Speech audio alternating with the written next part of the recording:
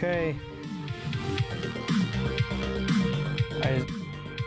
No worries, because I started the stream and I was like, all right, I think everything's working. And I look over and the microphone's not turned on or even plugged in yet. And I was like, it's all working except the microphone.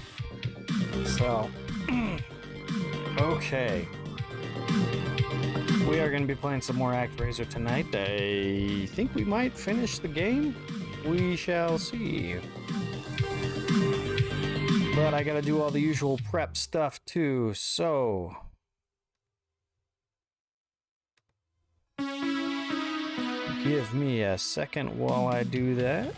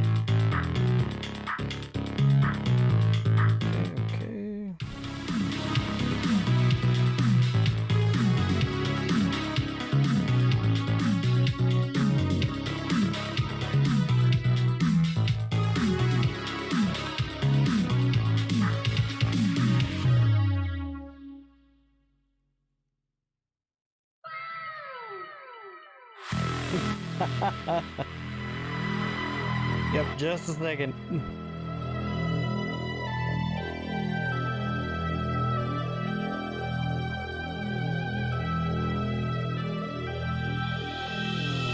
Okay. I think... Yep, that should be everything.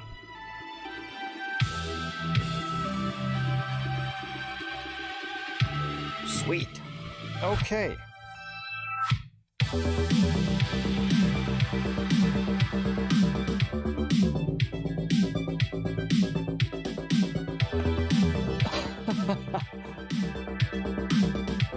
All right, so we got Pixel Night here. Let's see, I can take out the starting soon. Lower this so it's a little bit more out of frame.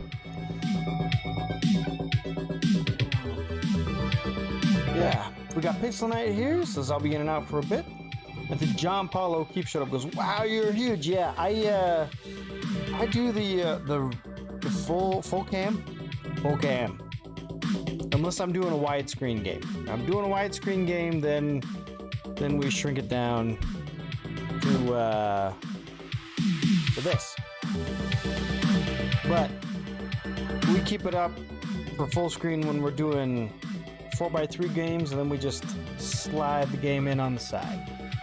But yeah, I'm glad you like it. But yeah, welcome guys. We are going to be continuing our playthrough of ActRaiser. We might finish the game tonight. Oops. Bumped the microphone. Yep, no housekeeping. New video out on the main YouTube channel. I crunched all the numbers, analyzed all the data that we took from playing Castlevania, and I figured out why Castlevania is so hard. So I made a video on it. It's under 8 minutes, and it's on the main YouTube channel. So if you need links for that, just !links. That'll get you the links for everything. But yeah, let me kill the funky music, and let's start up the ActRaiser music. And I grab my controller, and we'll jump in.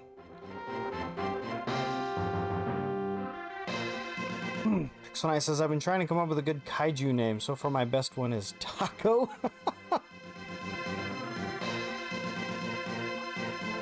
Come on, Pixel. It's got to be a name that you can scream while you're running away. And John Paul O'Keefe says, the jumping and mechanics are rough in Castlevania. Yep, that's part of it for sure. And First Loser's here. What is up, First Loser? Oh, John Paul O'Keefe says, I've been playing Castlevania and Super Castlevania. Those are the only two games that I've played. I played Castlevania, and then I played Super Castlevania 4 just to compare the two games. So, I've beaten those. Link is from Zelda, not ActRaiser. What did I say? I must have said something. Alright. Okay, so again, Castlevania, you play as God. And you have this little angel buddy that we've nicknamed Pit, who is kind of like your avatar for interacting with everything. So, Pit says, welcome back, Sir Seth. Did you get sufficient rest? With each new day, we must renew our effort to create a peaceful world for our people and their master. Okay, so this is our Sky Palace. We are hovering over all of the places we have already helped.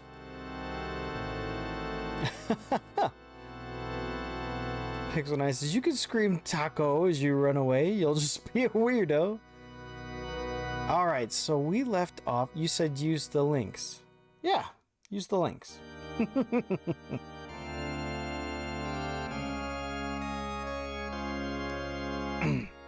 So here's the one we're working on, North Wall. So as you can see, it was covered in snow. And as we interact with the people... Oh, geez. So the game comes in two parts. We have the city building. Don't do it! Oh, phew. So the big skull guys create earthquakes and knock down all the buildings, and I'm against that. Oh, town is under construction. Okay. So what we do here is we've been using the sun to melt the snow so that the town can expand. Dang it.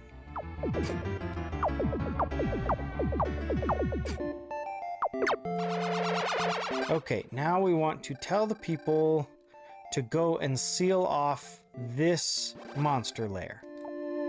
Okay. Sealing monster lair. There we go. And that will stop these little red devil things from showing up. Our people have sealed the monster's lair. It appears someone has found something in the lair. We have found a strange statue. We present this to you as an offering. Please accept it. Ooh. We now understand how to build bridges. Oh, good. That was what we were missing last time, was building bridges. We can now begin building homes over the river. Excellent, excellent. Okay, so we need to go to offerings and hit take an offering. And, oh, this statue is a bomb. All right. So that's just a screen clear. Okay, so we want the people to build this way. Okay.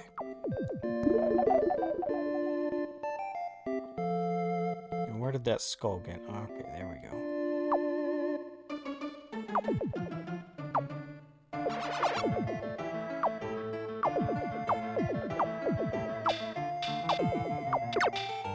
So if we leave the skull there too long, he creates a big, massive earthquake, and then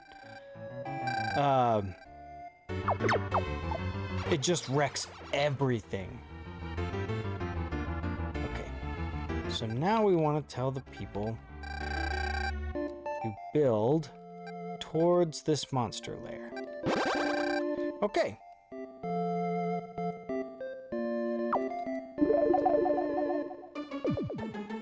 And we are going to focus on taking out the skull. Man, he's obnoxious. Okay, good. Well, yeah, hope everyone's Halloween went well. I know that my kids certainly had a good time. They got quite the haul. Ah, we used the bomb and it blew up the guy. And it comes right back. Let's see, use an offering. Strength of the Angel. Yeah, there we go.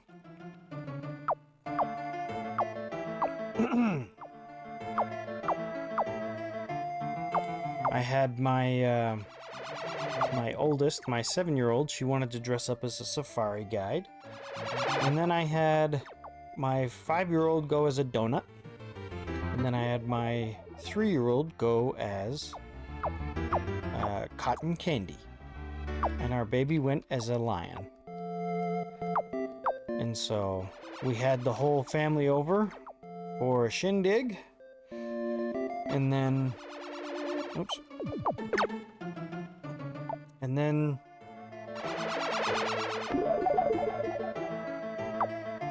all my in-laws went out trick-or-treating.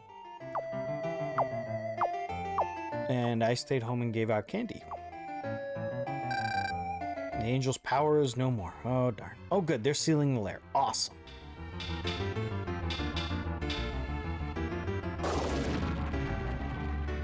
Okay. I think that's the last monster lair.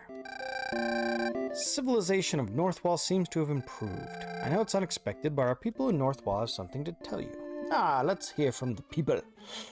A monster has appeared from the mighty tree.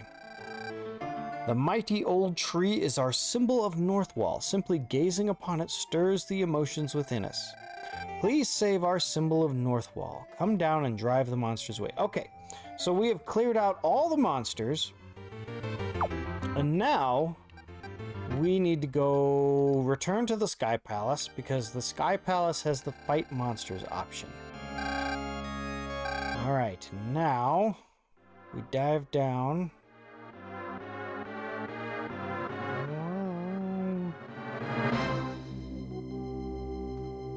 In that magnificent display of Mode 7, we get our statue avatar. That is a big tree. Oh, we got eyeballs. When given the option between taking the high road and the low road, my rule is always to take the high road.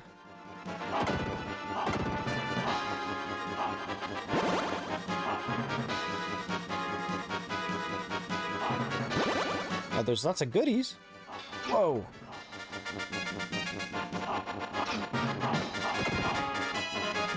Oh, we're going inside the tree. Oh, that is gnarly looking.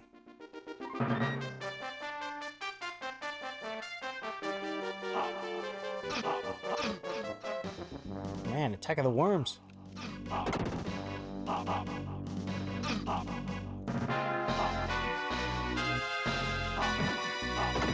Aha! Okay, cool. What do we got? We got some kind of fungus in the tree there.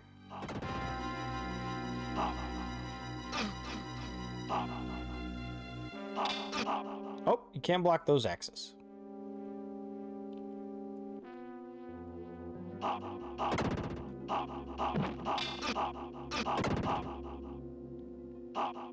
Is there a way for me to get up there? There probably is, but...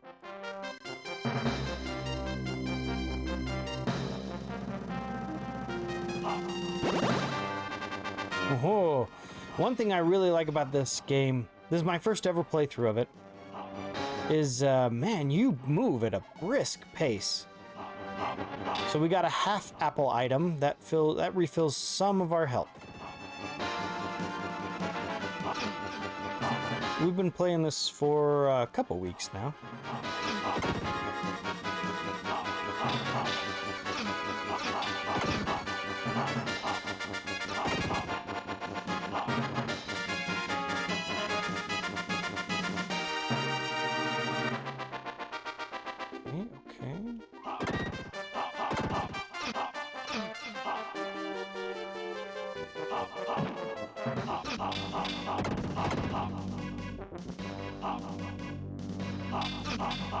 Hey, come on now.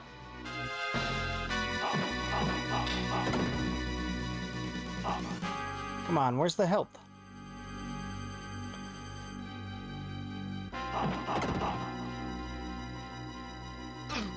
Oh, man, the bird too?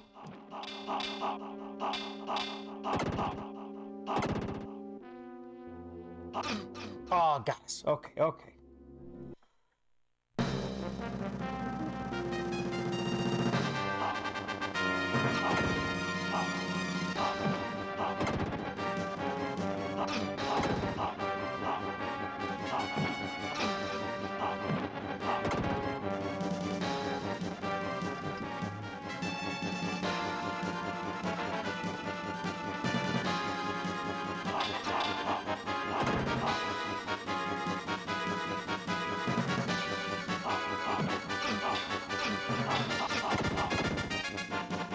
That is tricky.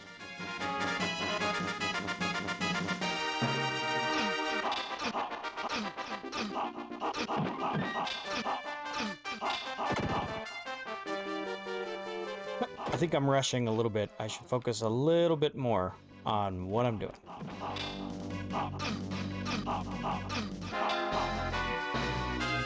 Where was that apple?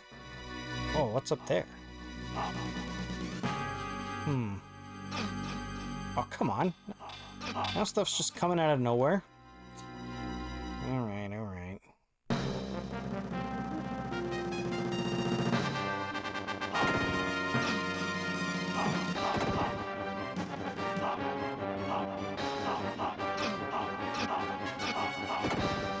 Jeez. Freaking worm hit me 3 times.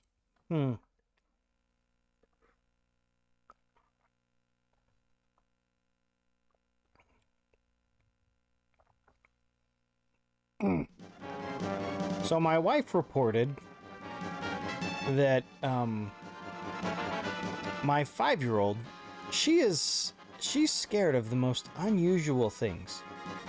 My 5-year-old is terrified with the prospect that the toilet will overflow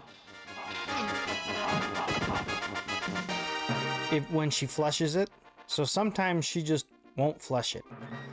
And then I understand a little bit more this one, but my daughter is also really nervous whenever it gets windy. But like I said, I understand that one a bit more. There was a... There we go. We had a windstorm, and our trampoline isn't,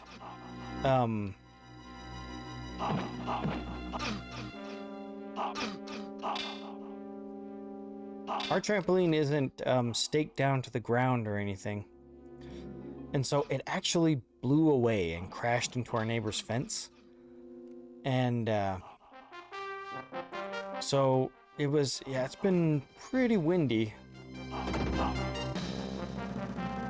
And so she's seen me go out into the wind and just, I'm just glad that I didn't like have something get blown into my face or something.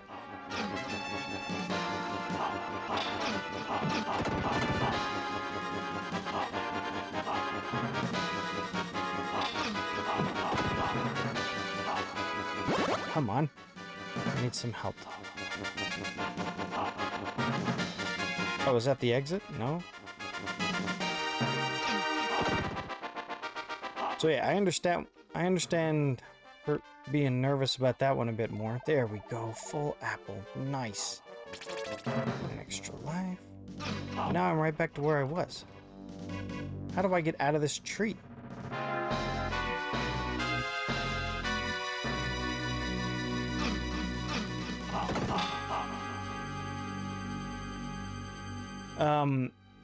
And so, as my 5-year-old is out trick-or-treating, Pixel Knight says, the fear of flushing toilets. Yeah, I don't know where she got that one. Like I said, the fear of the wind is understandable. She's seen me go out and, yeah, not have a good time in the wind.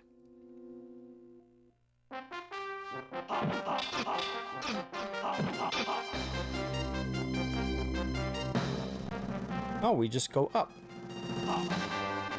Do I have to stand on the bubble? Aha!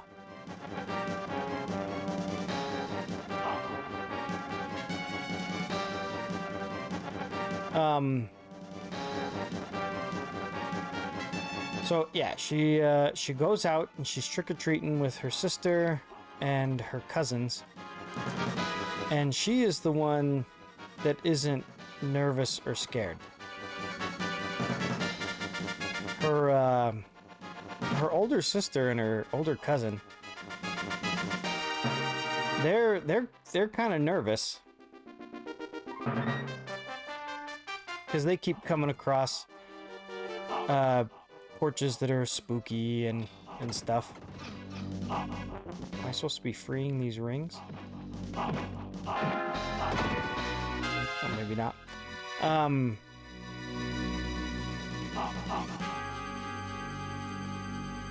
And so they'll come across something spooky, and my 5-year-old... Whoa! We've got like an ice phoenix bird. That is so cool. I love the enemies in this game. These bosses are awesome.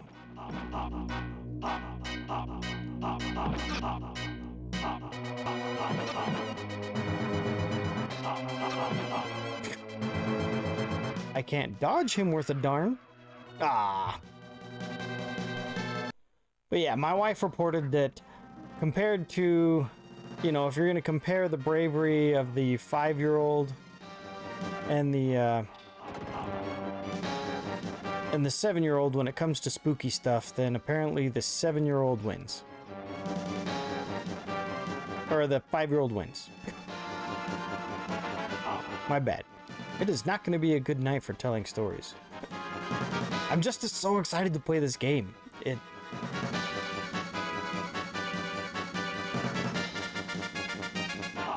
I've been spending a lot of time editing videos. I got those Castlevania videos out. And, oh! So I hit that point where I'm like, okay, the next video I'm going to do is on Super Castlevania 4. So I'm at the part in the process where I'm rewatching my first playthrough and writing down all of the stats.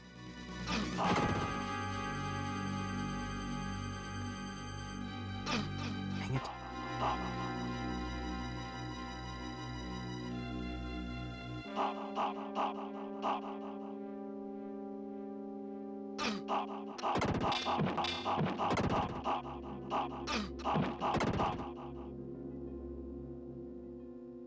Okay. All right, we're gonna use our usual strategy of rain fire. Ha ha ha ha!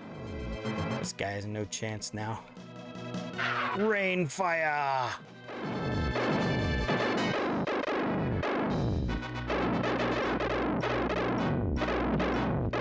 So those little flag-looking things next to the score, right under the word score, that is how many times I can cast a spell. And so I have my, I don't know what it's called, a starburst spell, but I call it rain fire, and it just clears out enemy bosses. But another thing that I've noticed is look at that background, that swirling snow, that is so cool. So,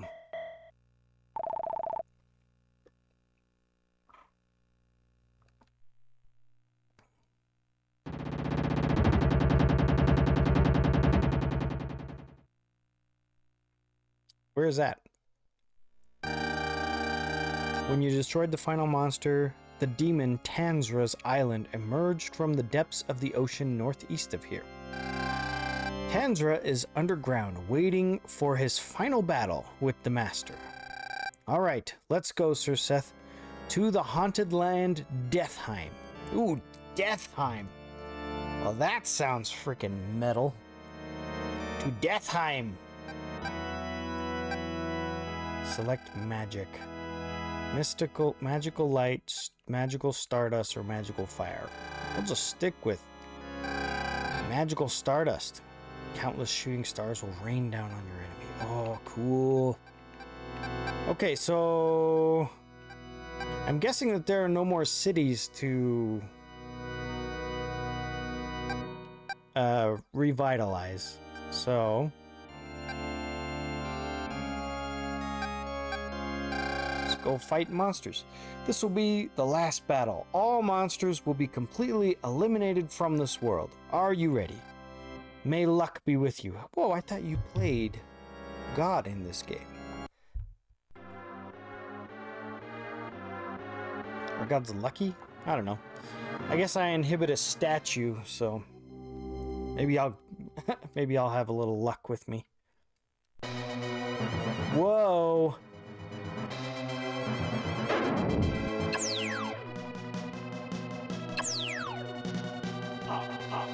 Where am I? Oh, boss rush?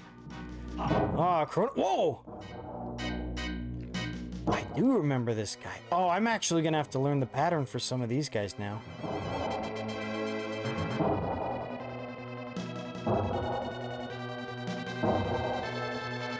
Because I don't think they're gonna give me my magic in between.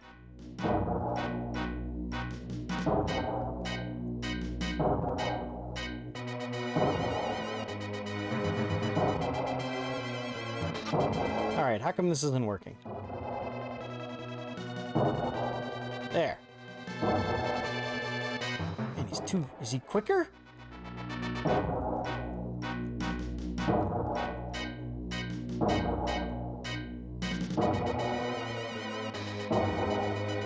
Oh, he got me.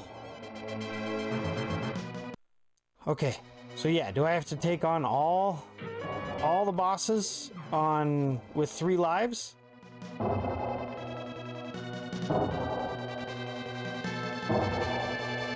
Do I get my health back in between each one? Lots of questions to be answered on a boss rush.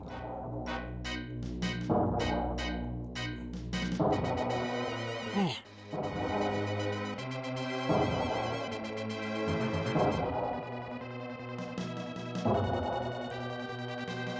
I hate doing the brute force strategy, but I think that's what's going to have to happen on this one. Let me show off your true gaming skills. I believe you get some health back. Okay.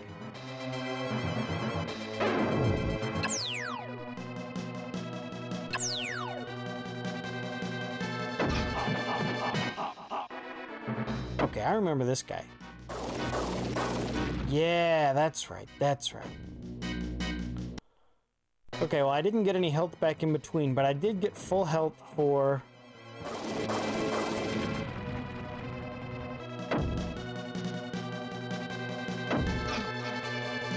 He's faster. I think he's shooting faster.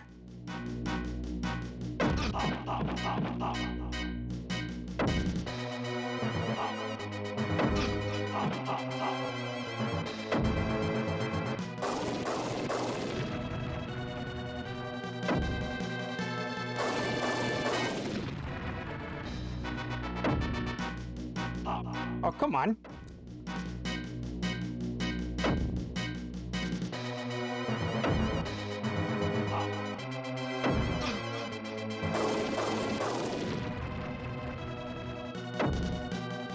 Oh, I fell when I was supposed to jump.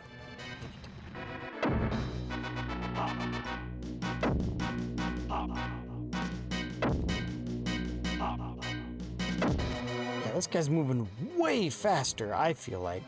Maybe I'm remembering it wrong.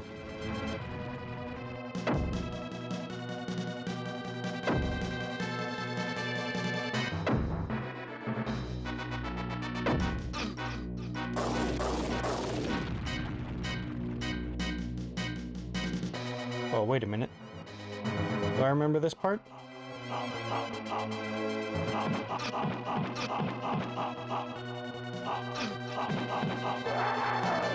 Whoa! Woo! Then again, I may have been wrong at timer 40. No worries, Chrono. We will figure this all out. Okay. 2 down. 4 more to go.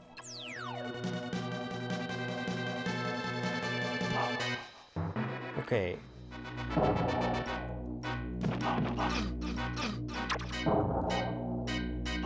Okay, that's right. Yep, that's gonna turn into something. Man, I cannot get the jumping right.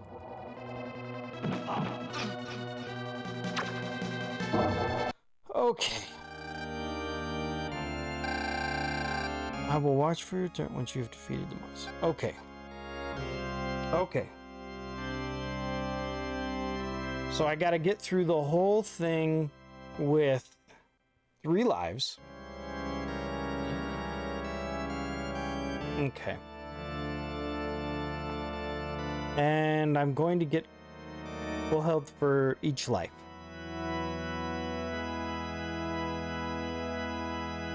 Chronolox says, I believe our furry friend will have some tacos. Oh, that'd be.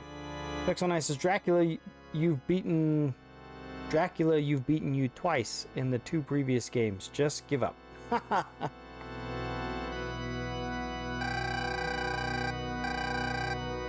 Okay. Boss rush, huh? Okay.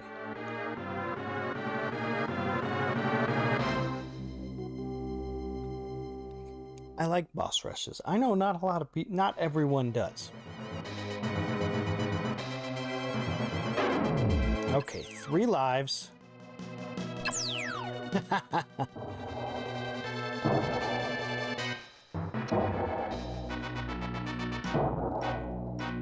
This guy.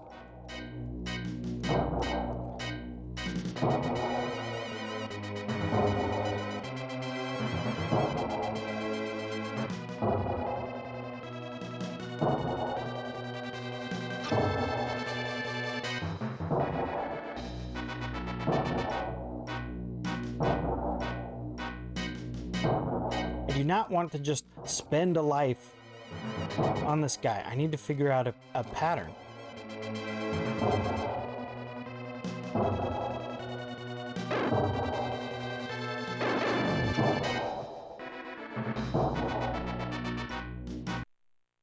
Chronolox says, were you going to play ActRaiser Renaissance? I am going to play... That's on the... I don't have it yet, but I've enjoyed ActRaiser so much that I want to go back and play it.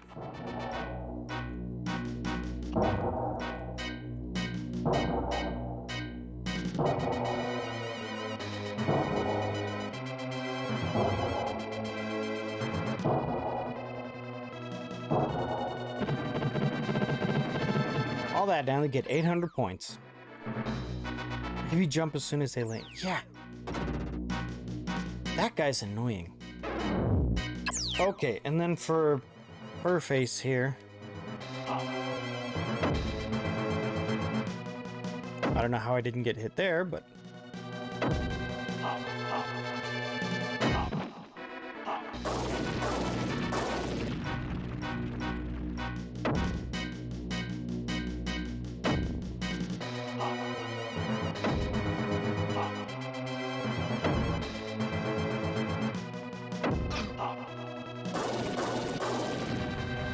I feel like he did that a lot more often in our first encounter.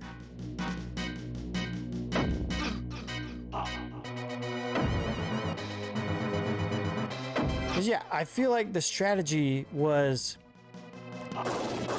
yeah, he would shoot and then he would do the lightning, and it would always start in the middle and then go to the outside.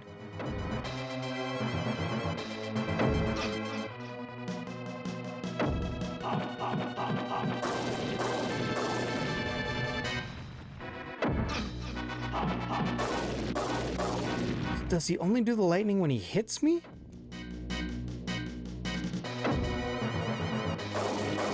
No.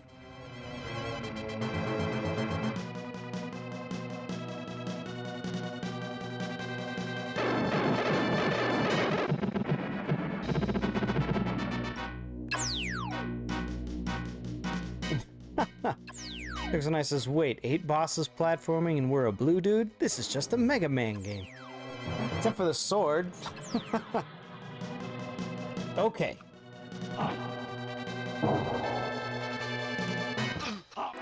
See? Oh, I can hit the arrow?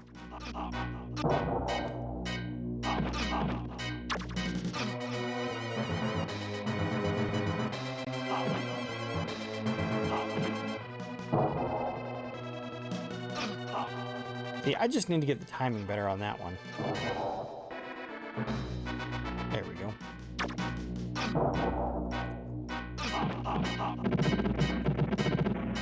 But no weaknesses. Maverick here says, good luck, Seth. Hey, thank you. Yeah. Apparently this is the end of the game. We have a boss rush ahead of us, and I'm slowly going to be making my way through it. Oh man, this guy.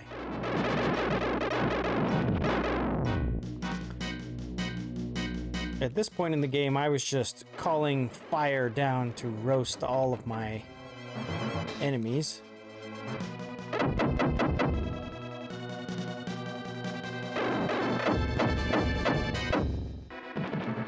And so what I'm doing now...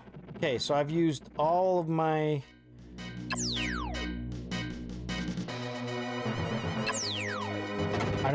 I want to see if it's going to give me any magic back. I don't think it will. I've got 1 life left. I didn't even really fight these later bosses. Oh, jeez. I just called fire down on him and won.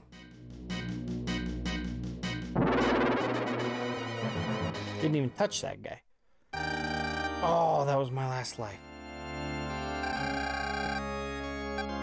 Okay, we have got to get a strategy for that first guy.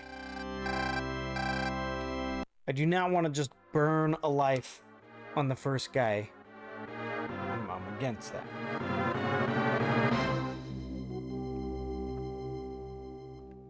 Cronus, he doesn't need luck, he has us. Maybe he will need luck then. Okay. How... So, if I'm too close, then his axe swing will get me, and if I'm too far, I can't hit him. I'm finding that my problem is my character doesn't turn around fast enough, and so I keep jumping, facing the wrong direction to get slashes in. When I do that, he jumps away so quick.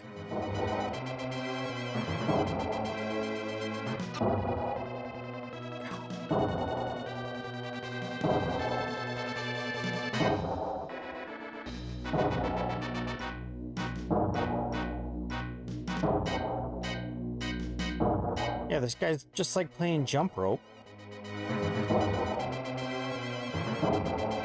But every time I try to get a counterattack in on him, it doesn't work.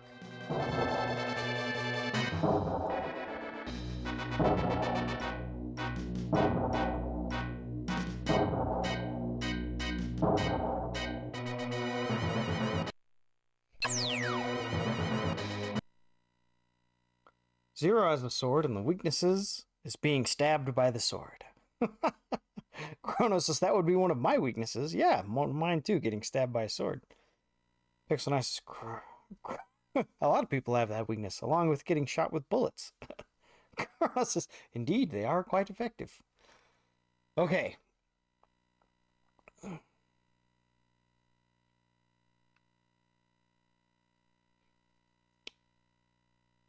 It's almost like I need to be turned around.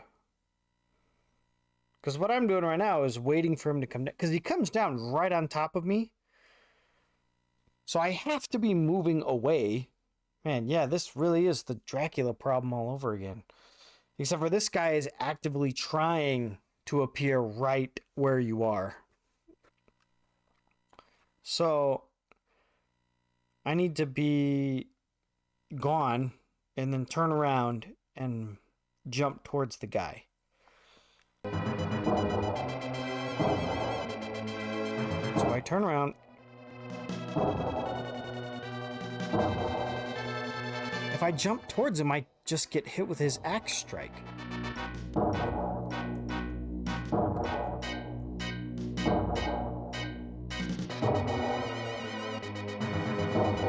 Now, if I do it that way, then for every 1 hit he gets on me, I can get 3 hits on him.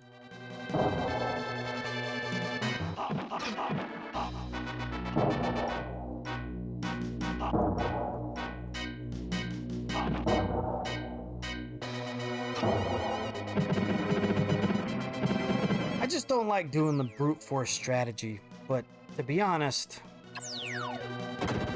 it might just take me half a life to take him out. Alright, and then we have the wizard guy. Okay, so the strategy here...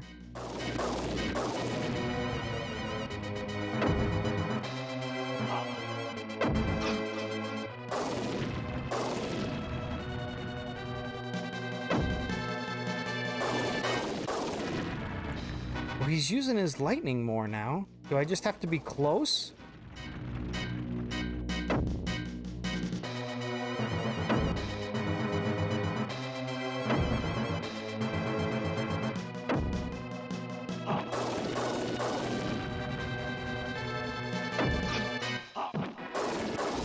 Okay, so for this guy...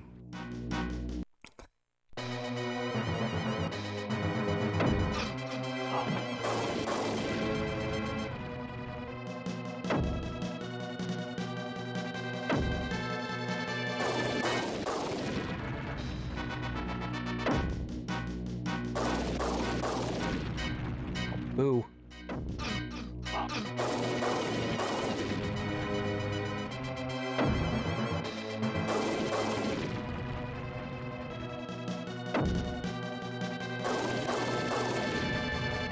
Alright, well, I can reliably get 1 hit on him that way.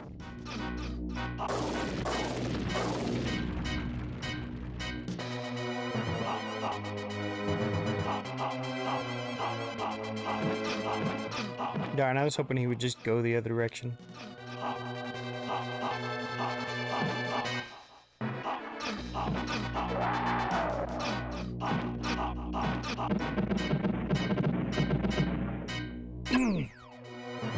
Okay.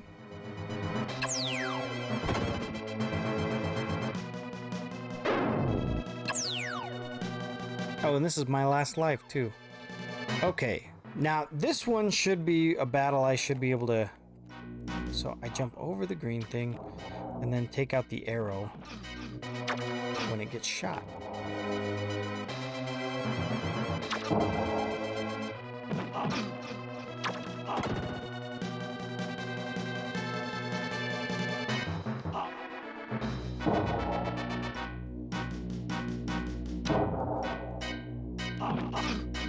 Oh, okay. Okay, so I feel like the Pharaoh head is really going to be my first boss that I should be able to have a good pattern on. I still don't know what to do about this first guy.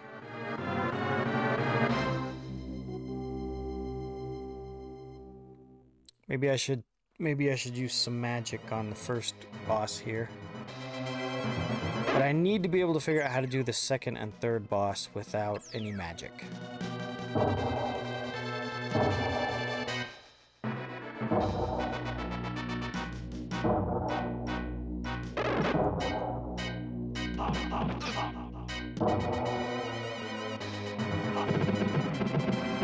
Okay, I can handle that. I only took 5 hits there.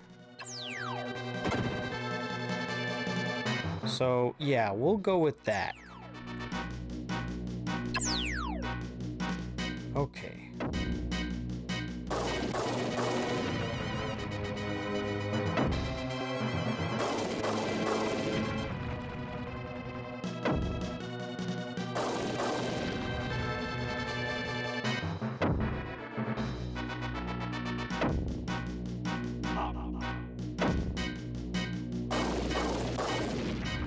Yeah, I like it when he stands there. Oh, jeez.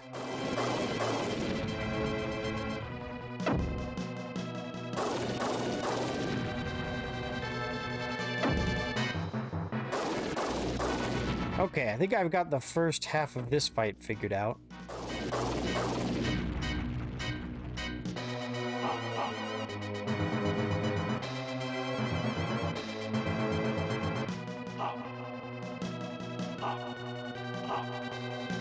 Still don't quite know what to do with this second fight.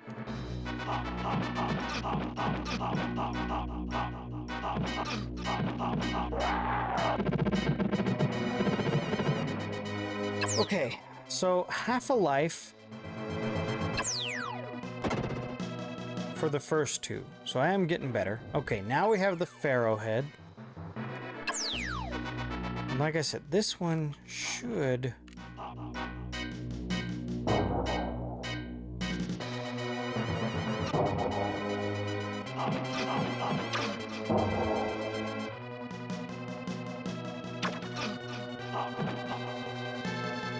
One, two, three, four.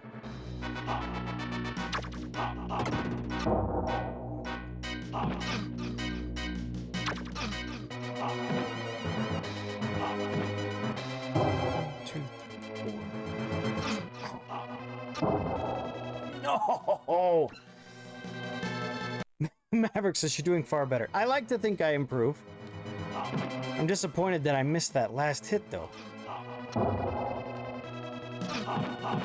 That wasn't a good exchange.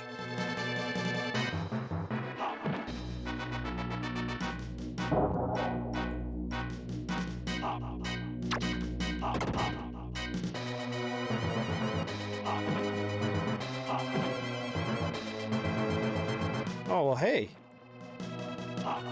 Yeah, if we can just make it so that he would never dive bombs, then yeah, that'd be awesome.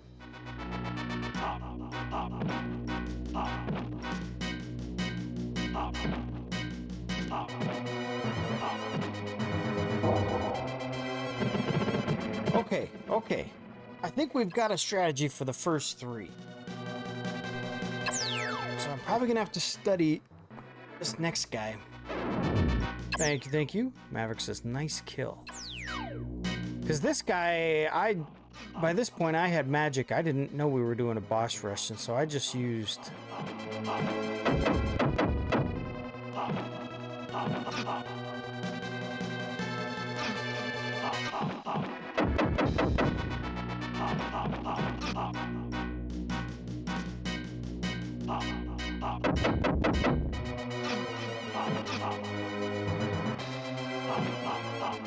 Okay, so he has the same pattern. Indeed, Seth is on a roll. Thank you, Chronolock. Okay. I'll bet if I would have studied that guy, I could have got a better idea for a pattern on how to... Because I was mostly just brute forcing him.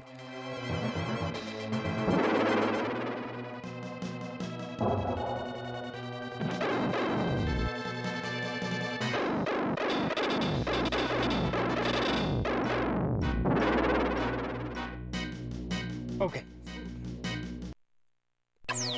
Alright, let's focus on this guy. What does he do? Okay, well, he falls on you. Oh! Okay, those are bad.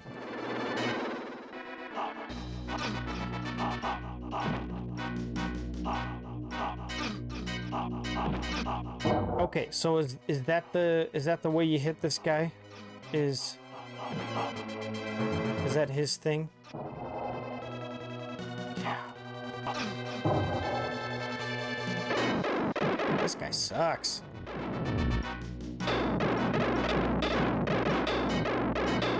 This will be the guy that I want to just use magic on to kill. Who's the next guy? Because yeah, so far he has been the most obnoxious because I can't reach him.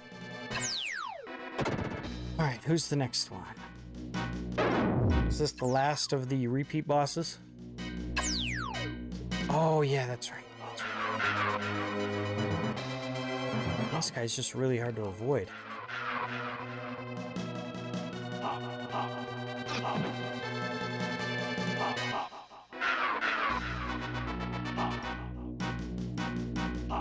but I can at least hit him.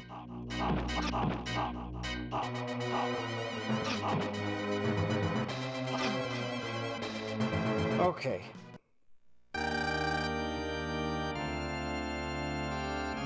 I guess I should try on the floating guy a little bit more. Pixelnight says, I leave for a second and we're fighting a four-armed floating dude with forks.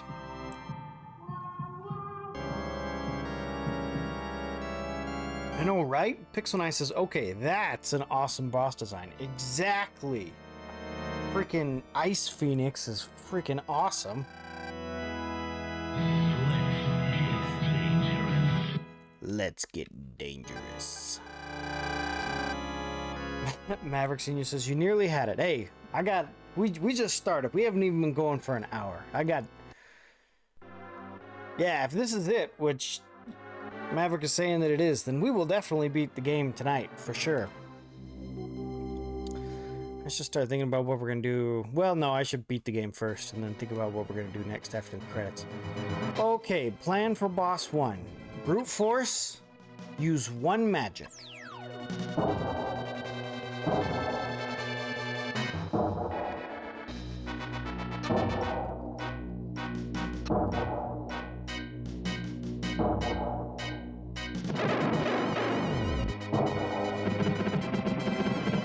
Okay, so my record on that guy's 5 hits. It looks like I took 8 there, so... Okay, so now we got... Okay, now I know how to do the sorcerer phase, but when he turns into a wolf, I don't know what to do.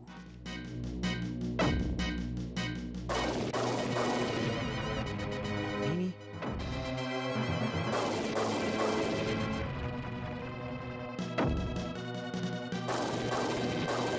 My favorite spot. I can get, what, 4 hits on him when he does that?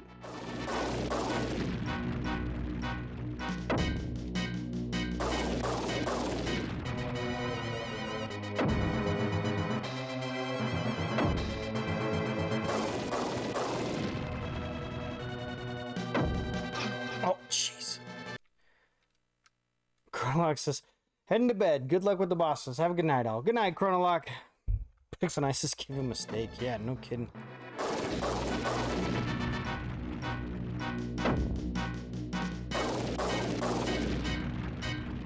Okay, so he's gonna turn into a wolf now. And then he'll start jumping against the walls.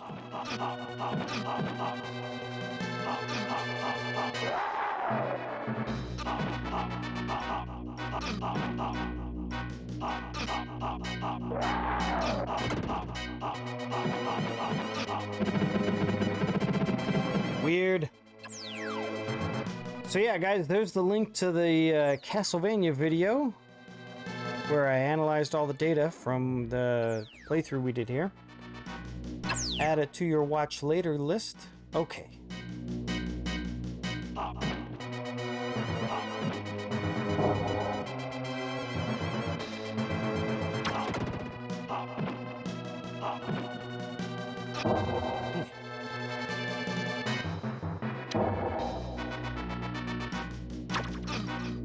Oh. Did Castlevania come out before this? Not Super Castlevania. Super Castlevania 4. This was a launch game for the Super Nintendo.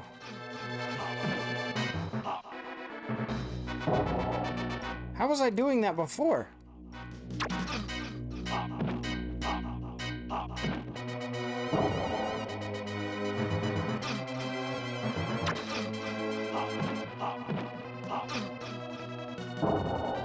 Oh.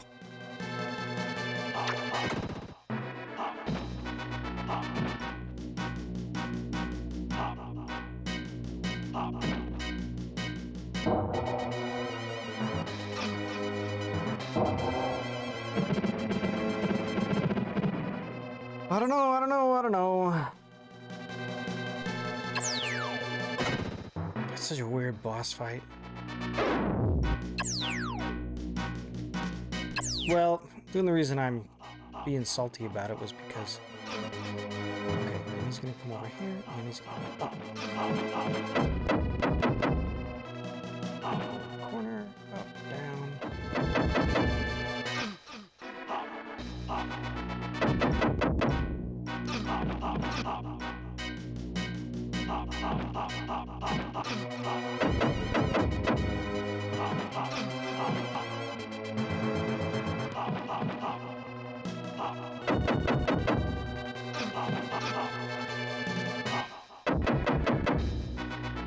Come on, one. There we go. There we go.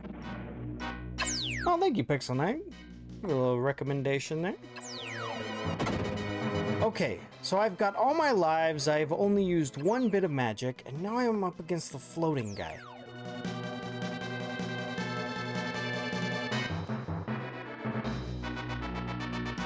Okay, so if I'm far away from him, jeez, then he'll just send the little thwomp things after me.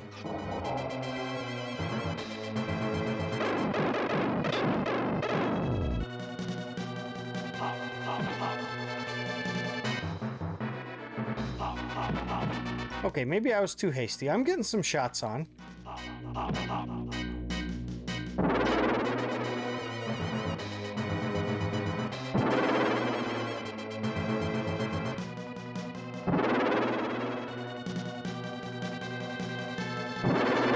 All right, come on, dude.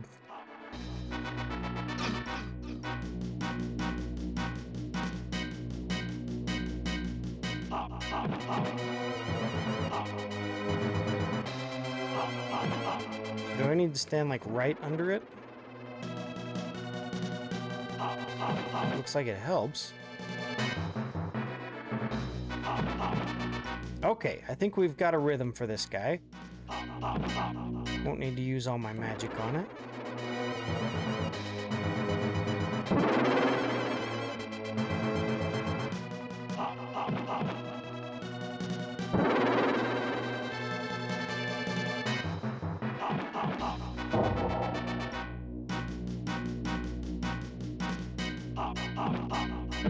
Okay, cool. Cool, cool. Cool, cool, cool.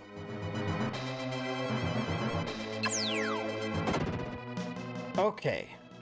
We've got this guy. Who is this? Oh, it's the giant, ice eagle.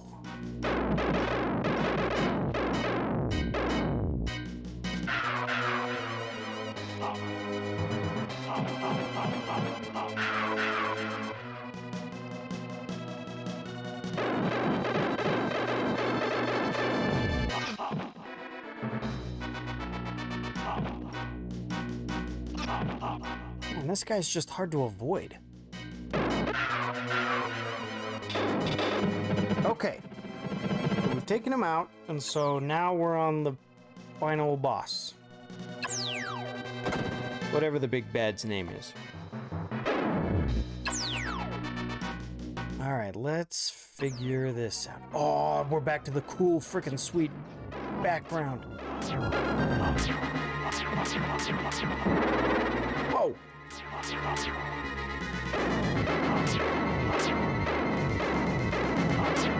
Okay, so he uses my favorite magic. Oh, what? He's dead? Okay. Haha, there we go. Now we've got triple the life bar. How come I'm not damaging him? Okay, you gotta get his little heart thing.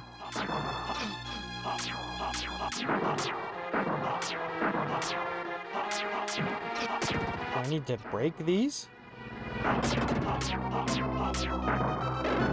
Does magic work on him? Well, that didn't do anything to him.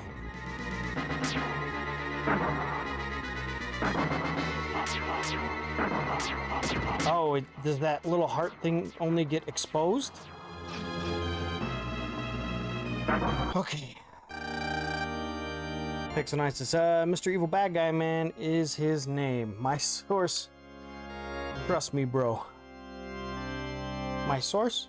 Trust me, bro. Okay, break the heart. Because I was aiming for the head on that first part of it. Okay.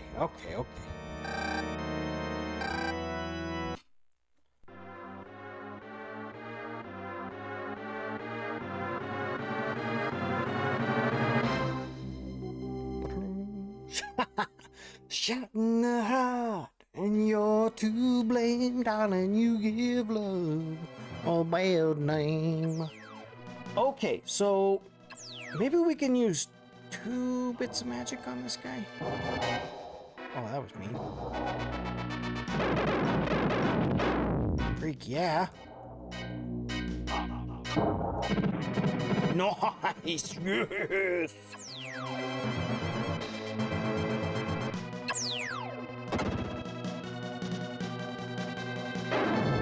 Okay, now we're back to sorcerer.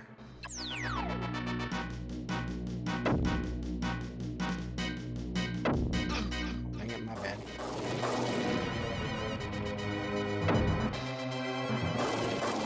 Hiya! Cha-cha-cha.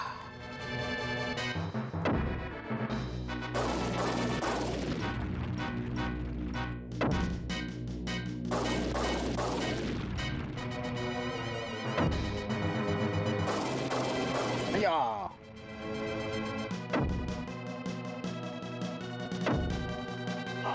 Oh, dang it.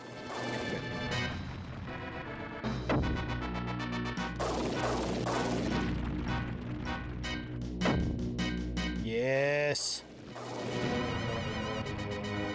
Okay.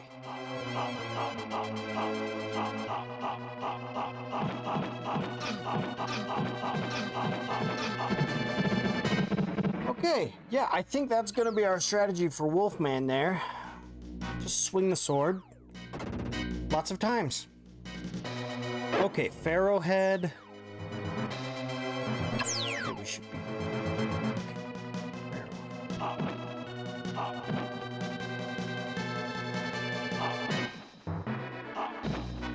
I'm sure he has a much more evil name, but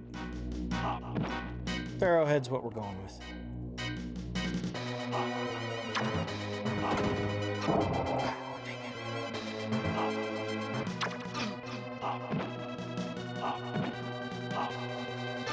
Dang it.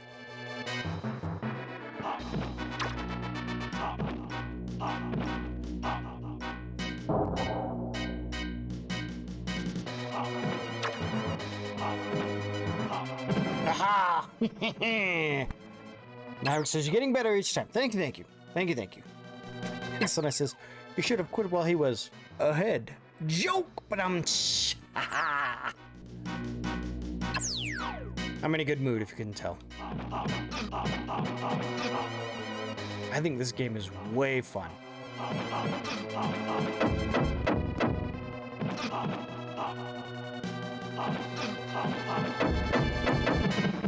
Boom! Got it! He didn't get the heads up. He's headed for his own doom. Okay, so we're back on floating guy. That's right. We need all the badumts for all of those. All right, back to this guy.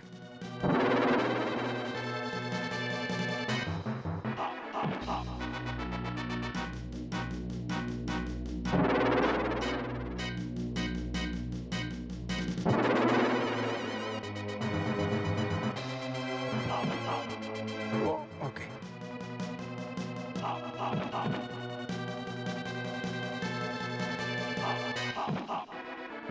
Alright, so I get 1 or 2 hits every time he does that.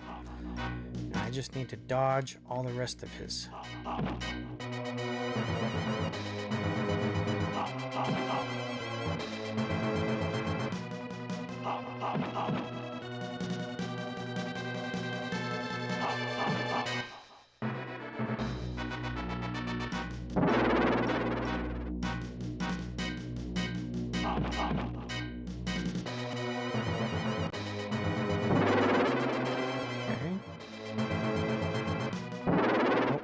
Jumped a little too soon.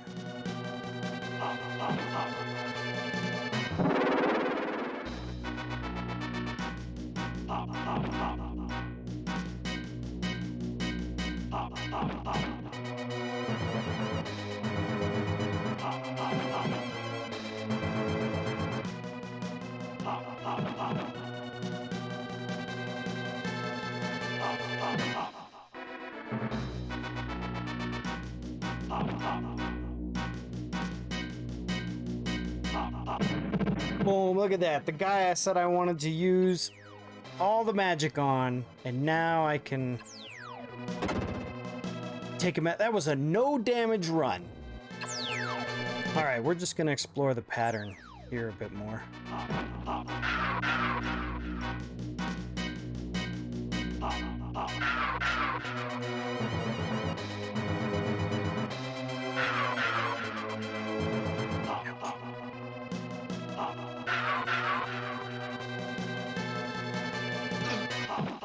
Okay, so he always comes down in either a swooping motion, or if he just hovers down, that's when I know he's going to fire those projectiles. Okay, okay.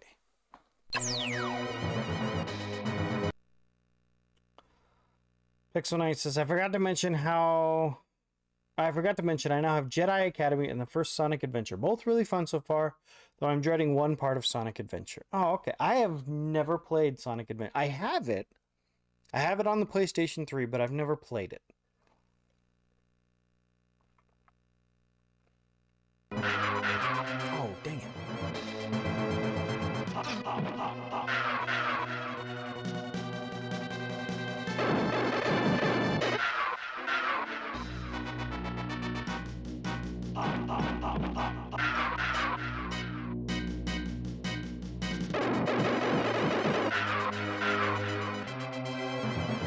Alright, so I've noticed that if the guy...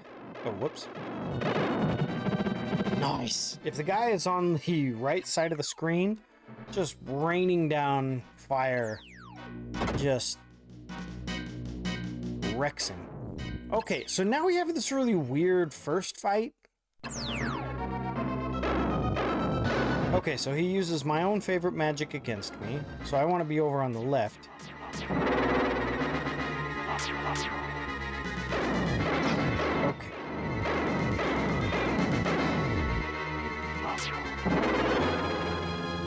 Okay, and I want to be like a fixed distance away from him.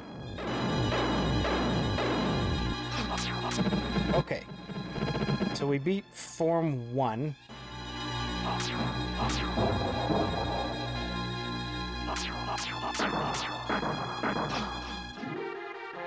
Okay, so if the little heart thing is out, okay. Then magic will... Okay, now it's these little blue and red... Okay, so I have to attack those.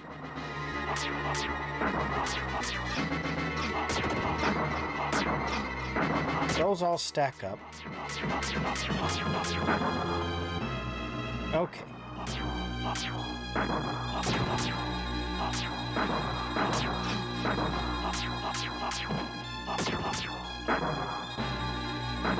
Ah!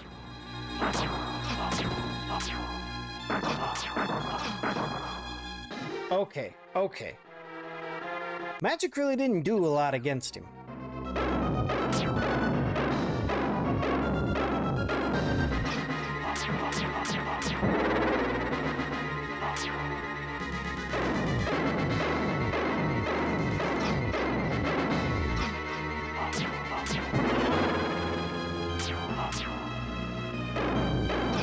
Dang it. Ah! Those are hitting me more than they should. Okay, okay. I just gotta study his pattern a little bit more.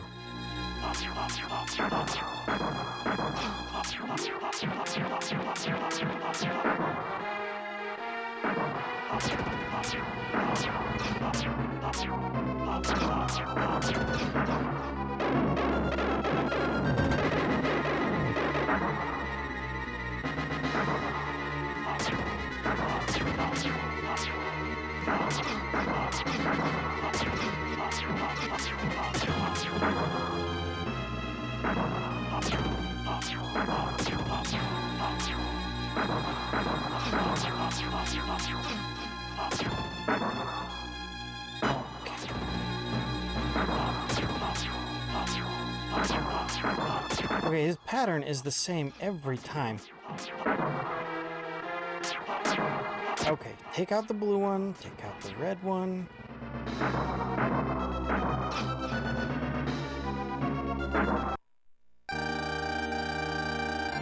Okay, okay. Looks like a Kirby boss fight. Kirby boss fights are freaking gnarly. Gnarly. Okay, so the problem I'm having are with the little spark enemies, because they get behind me and below me, and there's no way for me to hit them. I'm thinking my best bet, and again, I don't like doing this, I'm thinking the best bet is to take out the... because he shoots out 4 of them. It is to take out 2 of them, and then when he exposes that little weak spot, to just drill it as fast as I can and worry about the spark things later.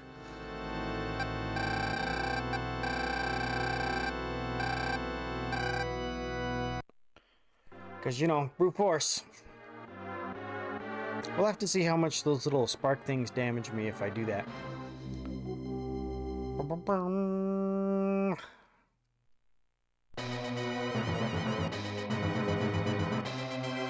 Okay, here we go. Here we go. Here we go. And yeah, we're using magic on... that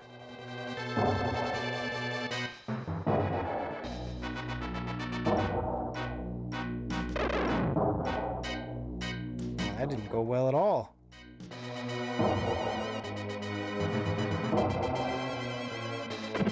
There we go. Try to take them out as they're coming out of the hand. Ooh, yeah. If I could catch both of them. Yep, that might be the best option. Oh, don't stand there. Oh, I missed. Oh.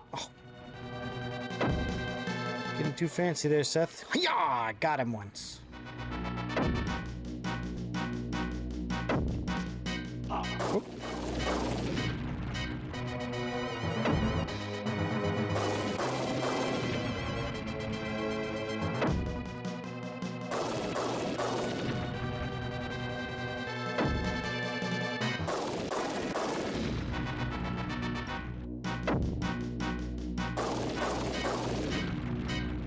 Ooh, I like that strategy.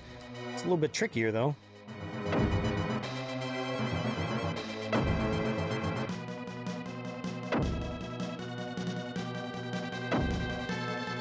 Oh, come on.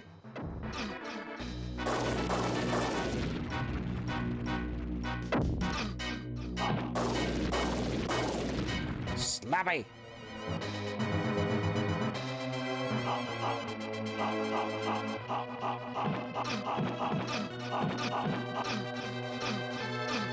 Use the magic. Oh, that didn't work at all. Alright, well, learned something new there. Actually, at that point, I got the enemy health and my health mixed up, and I thought I was about to die. That's why I started jamming the magic button. Oh, come on. How was I supposed to dodge that?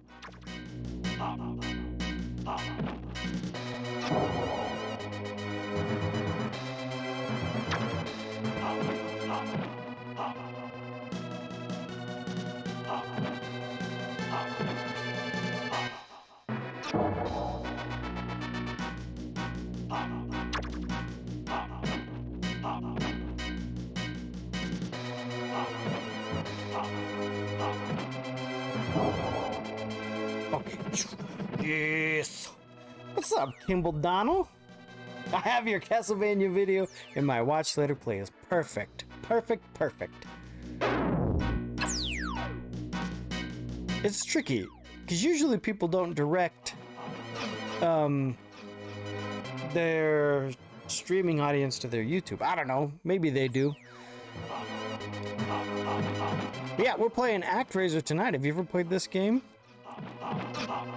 Donald? Okay.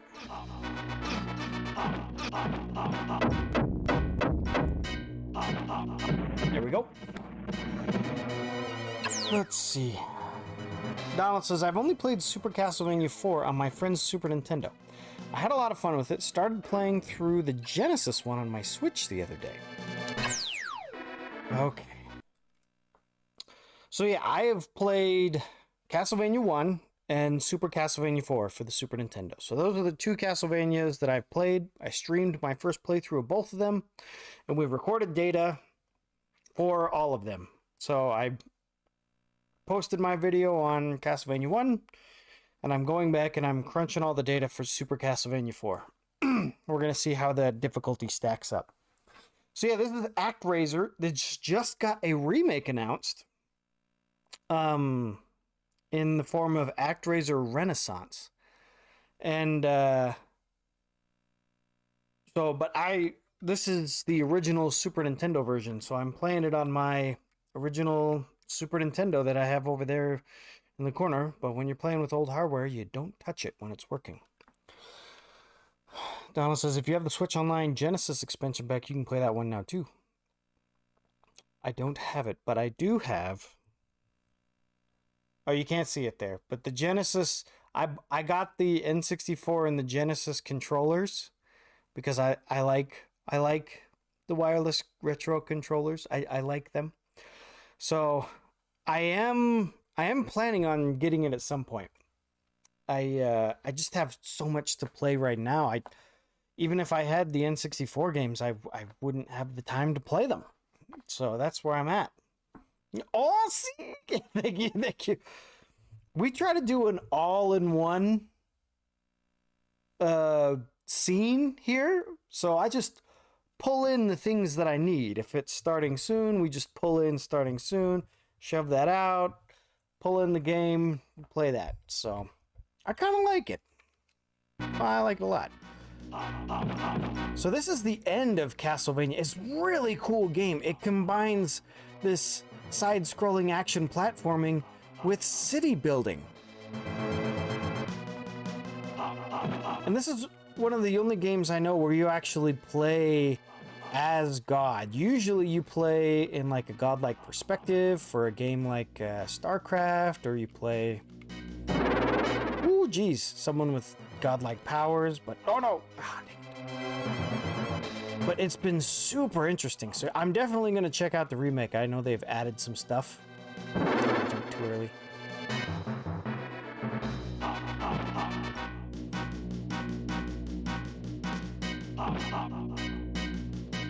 We're going to try to get through this boss and the next one on this light.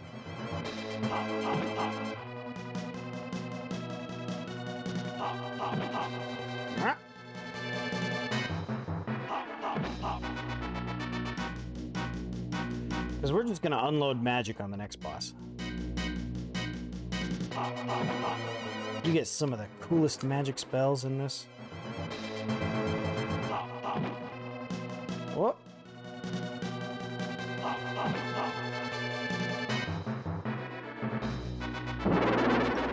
Okay.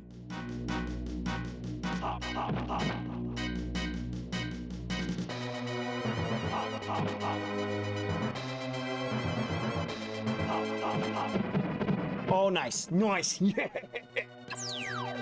Yeah, the remake is on, I think it's on all platforms. So yeah, Steam is included. I'm gonna get it on the Switch, but I think it's on all major platforms. Okay, here we go.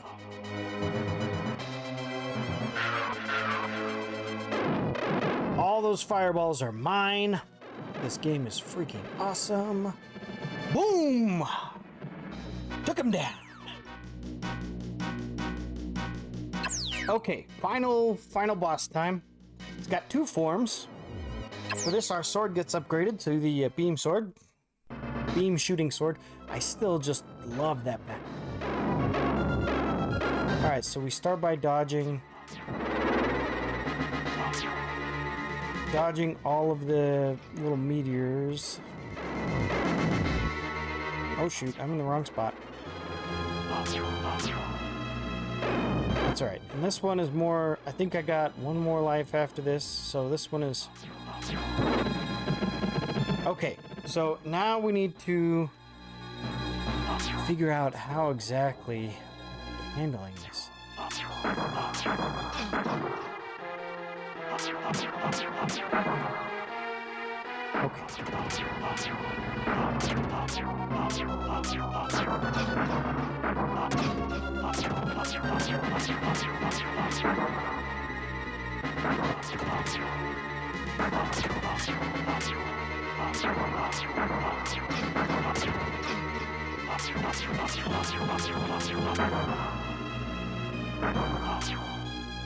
Yeah, that little spark thing didn't do squat. Okay. I got it. Okay, here we go. Whoop.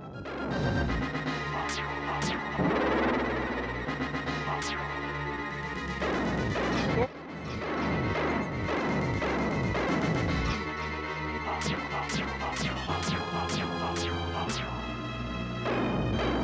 It's easier to be on the left because you get more time. Okay, here we go.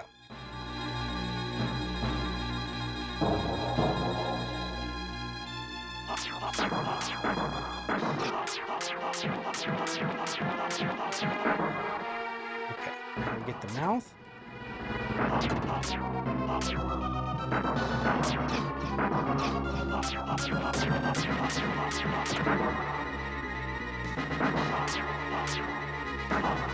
Wow, I missed all of them that time.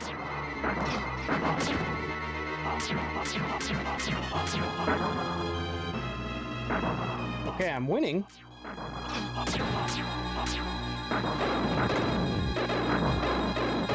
We'll just cast magic because it makes me invincible for that part. Okay, we got the top one and the bottom one.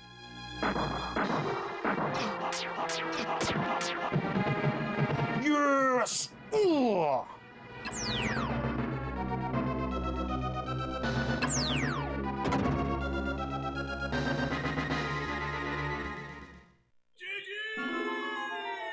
Deathheim clear! Ugh. Is that the end of the game?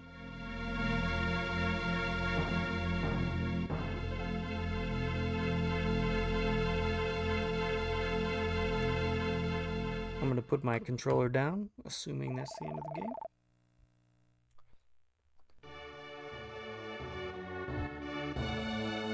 game. Yep, that sounds like credits music to me. Sir Seth, you have been a tireless master. With this, our current duties are complete.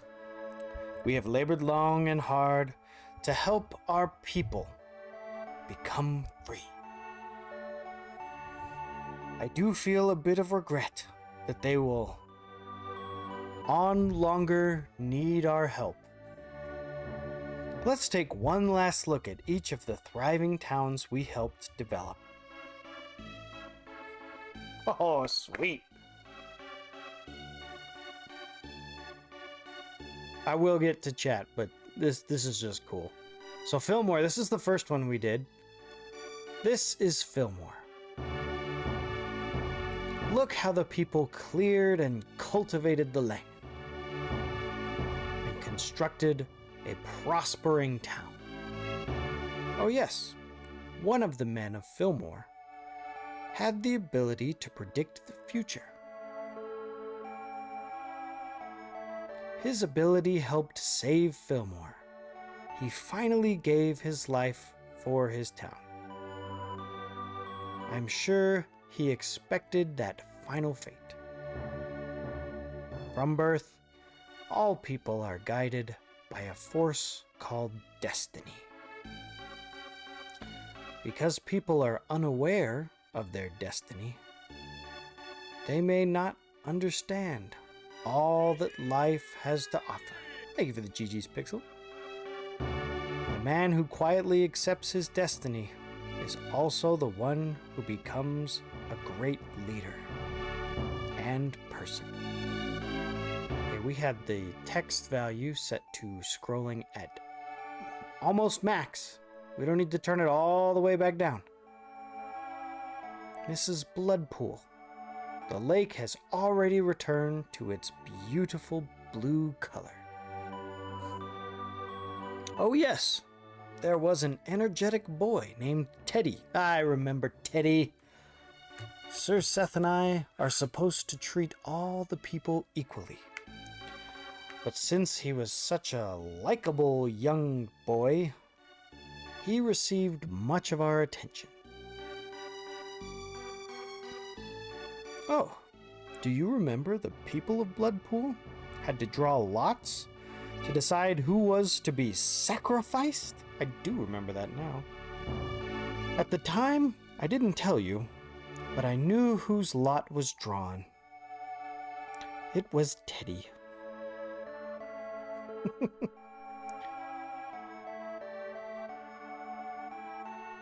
Cassandora. Sounds like the lottery. This is the desert town Cassandora. Now there is very little evidence of the once massive desert. People said they were drawn into the pyramid by its magical powers. But should we believe this? The monsters living in the pyramid were nothing more than reincarnates of the human slaves who built the pyramid. Their spirits remained drawing people's minds to the pyramid. Now the pyramid is sealed and their souls saved. They will be reborn as human beings. Bueno.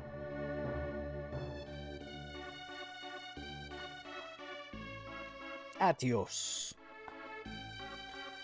This is the volcanic town Atios. I was so impressed by these people who tried to build homes in spite of the continuous lava flow. Their leader passed from this life right before your very eyes.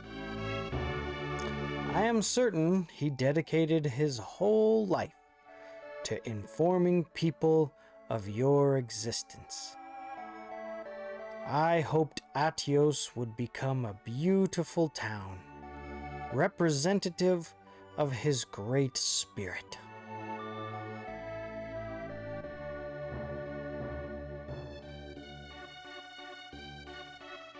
Traveling south, we come to Maranha. This is the jungle town Maranha. My, they have built so many homes on such a small island.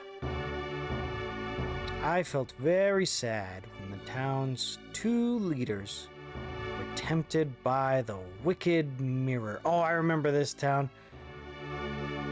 At one point, they had all apostatized from following me, and they were all following the monsters. But human beings have the tendency to choose the easier way when faced with the difficulties. Having seen the people's weaknesses, I felt obligated to lead them to the right direction. I remember because they got those super evil, creepy faces. They were like, "Nyeh." And now way up north to Northwall. This is the last of our land's Northwall. I felt a little guilty about letting people live in such a cold climate. But they successfully overcame many problems. Their 2 leaders were telling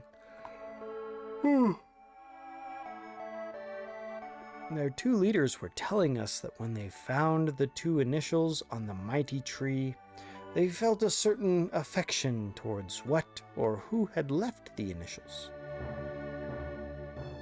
I think those 2 leaders were sweethearts who had lived here long ago, but were killed by monsters.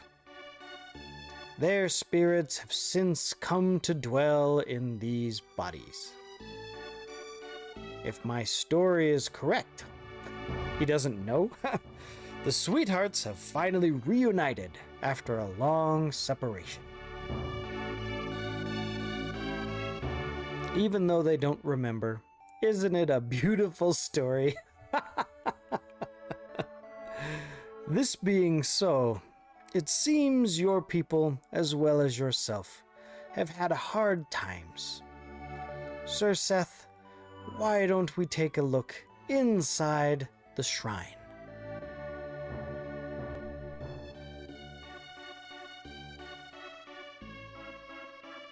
There's no one here. In former times, people would call for you and ask for your help. As cultures and lands become more advanced, do people tend to forget those who helped?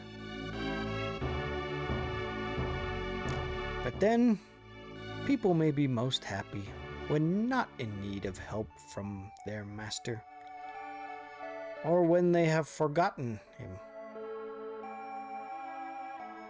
Should we yearn for a time when people will no longer need to ask for our help? Question mark?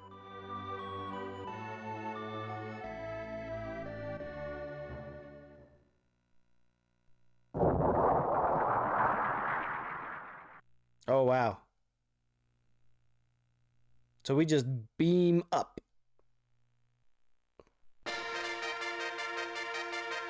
Oh, what a cool credits theme. Oh, wait.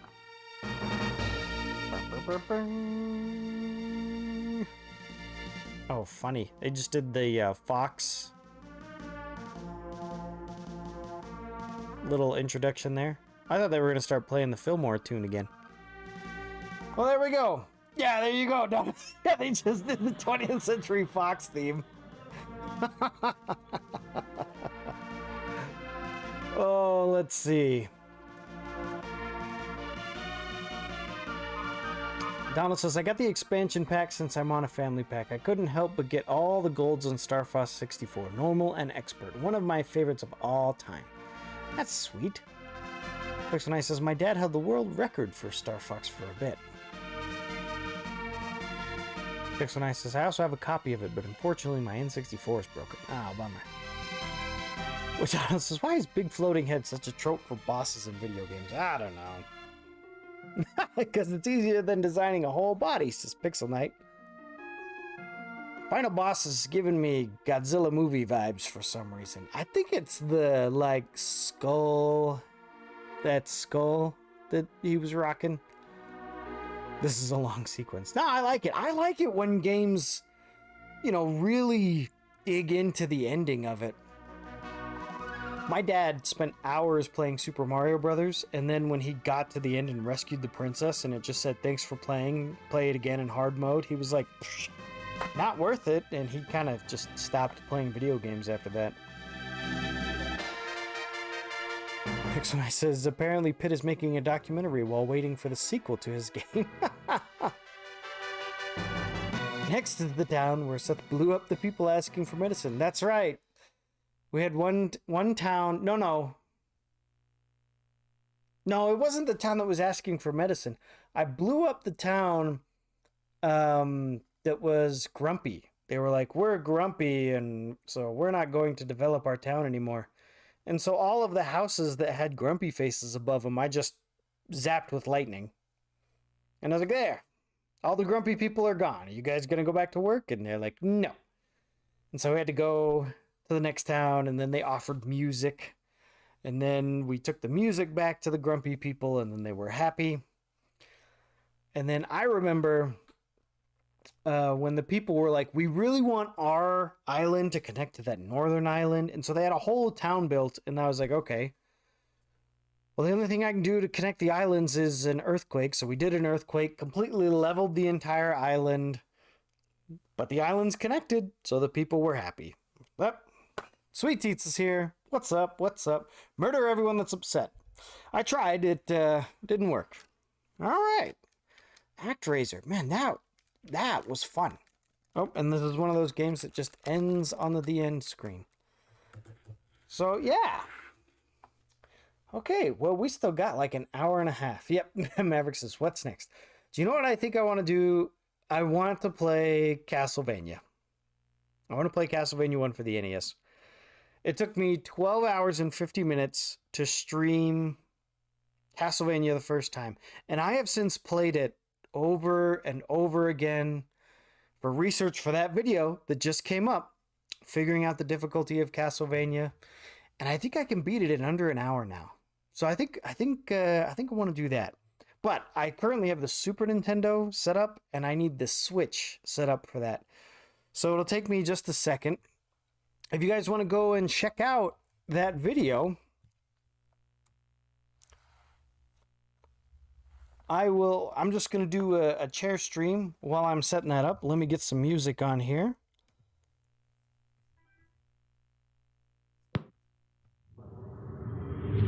There we go. So yes, slight intermission while I get that set up. I'll be right back. I'll be around.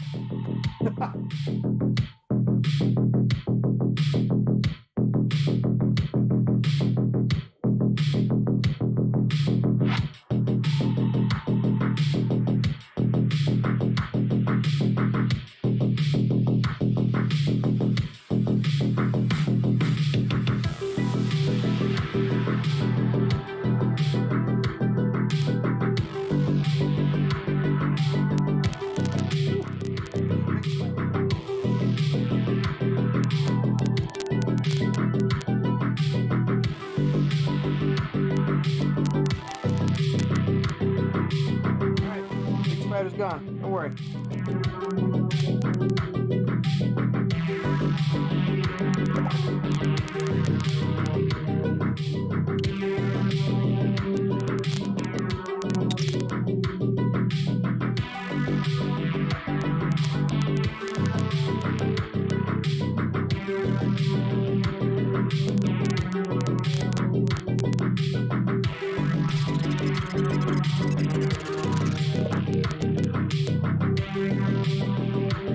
I don't think there's any music. I gotta adjust the game capture. There's no music on that scene because I don't broadcast the scene. So give me just a second.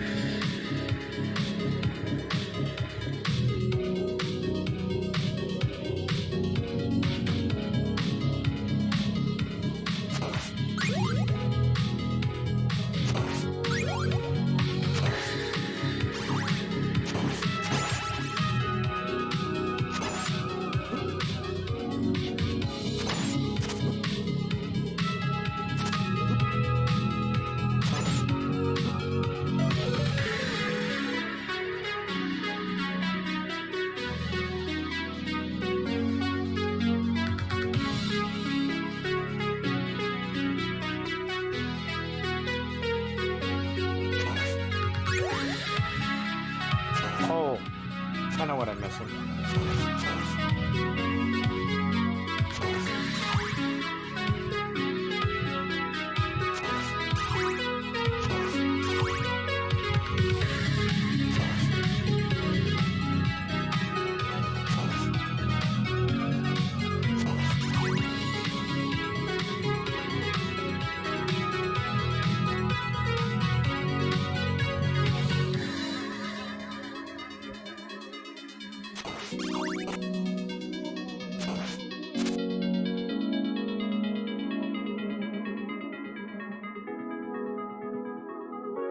Okay.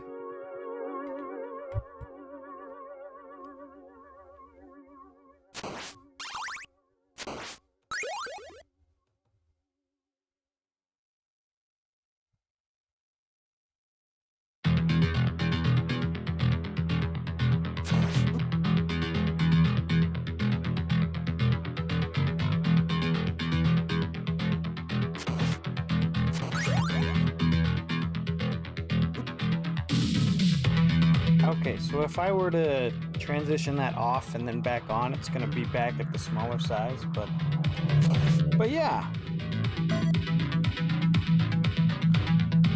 Let's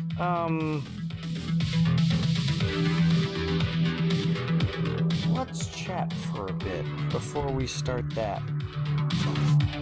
So yeah, I was like I said, my in-laws were they took the kids out trick-or-treating, and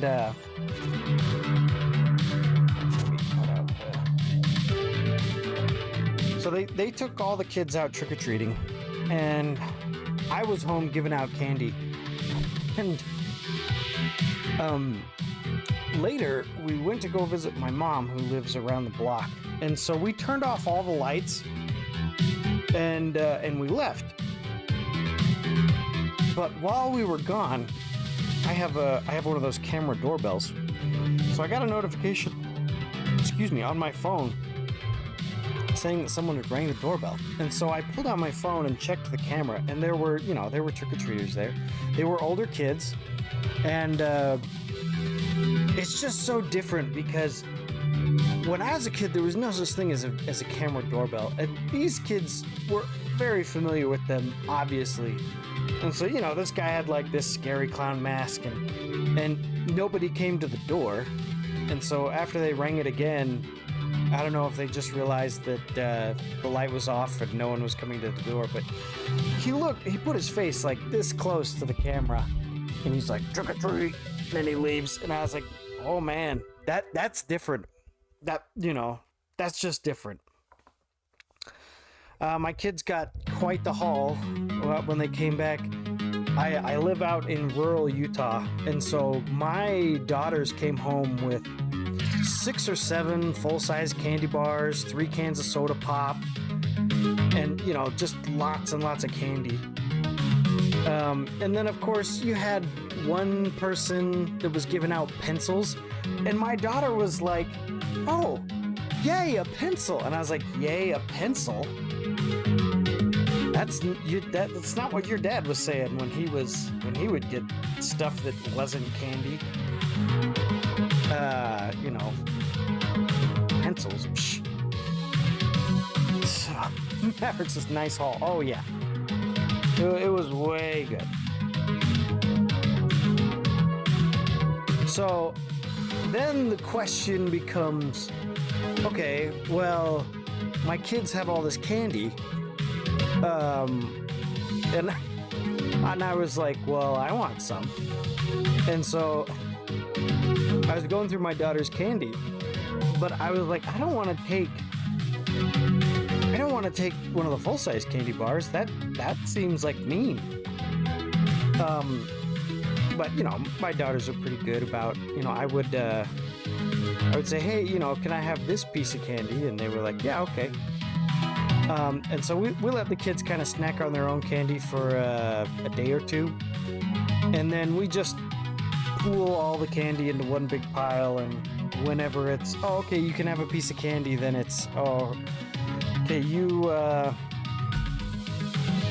everyone just gets a piece from the big pile, and everyone gets like 2 pieces or something, and they'll snack on that candy probably all the way to Thanksgiving. I don't know, maybe they'll go through it faster than that, but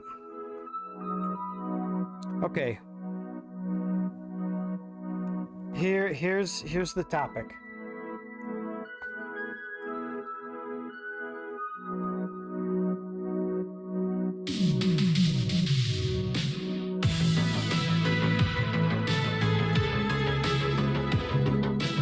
Okay.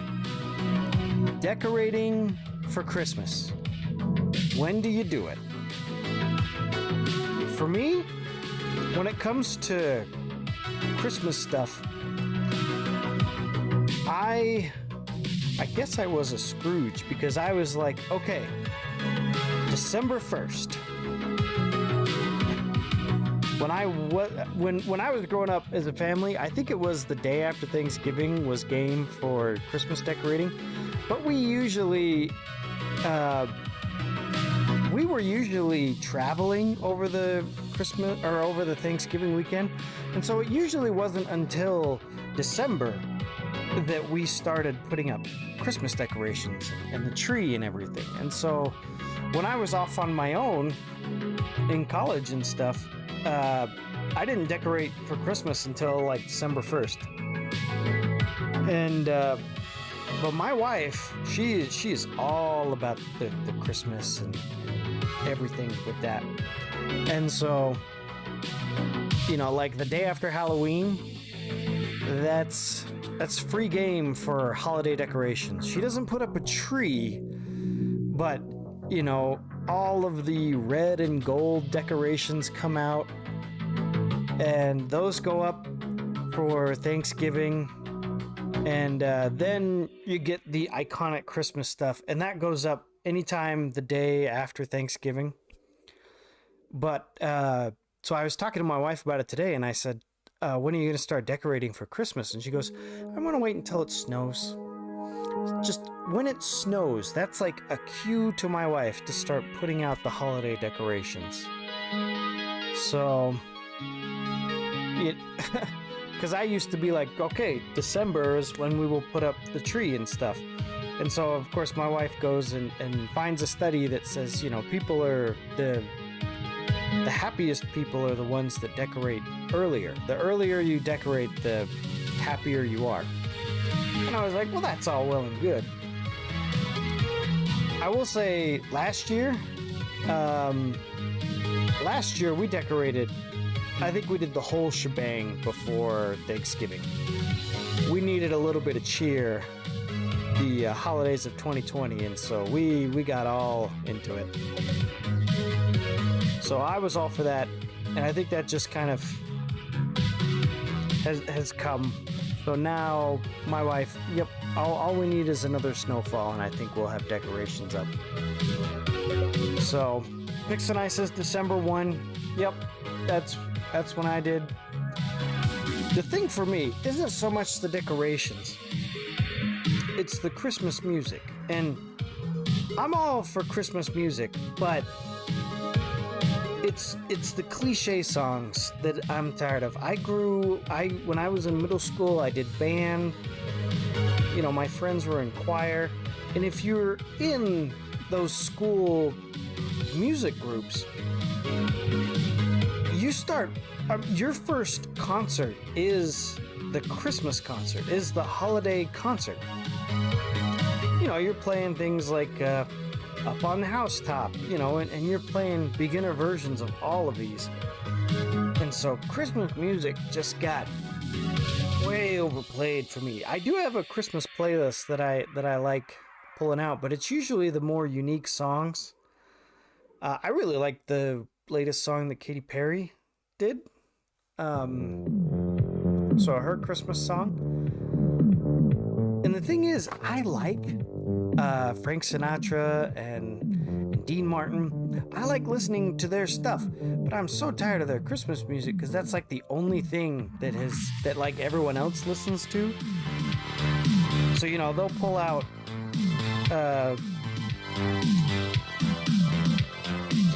just forgot his name. They'll pull out Frank Sinatra for his Christmas songs, and I'm like, well, why don't we listen to Luck Be a Lady or New York, New York, or, you know, some of his other better stuff, in my opinion. And even if I put those on, usually the people around me are like, what is this? What are we listening to? And I'm like, this is Frank Sinatra. We were just listening to Frank Sinatra. And so, on my Christmas playlist, it's usually not Jingle Bells and stuff like that. I like my grown-up Christmas list, and I like the newer original songs. So I'm sure we'll talk more about Christmas music when we get in December, but you know, I probably won't be pulling out the Christmas playlist for another month. But the thing that got me on this is because my 7-year-old is learning Spanish as part of school, And so one of her assignments was they gave her Jingle Bells to learn in Spanish. And so just out of nowhere, my 7-year-old is just singing Jingle Bells constantly. And I'm like, all right. Jingle Bells is on the no play list for me. Everyone does Jingle Bells. Every music artist with a Christmas album has Jingle Bells on it in some form or another.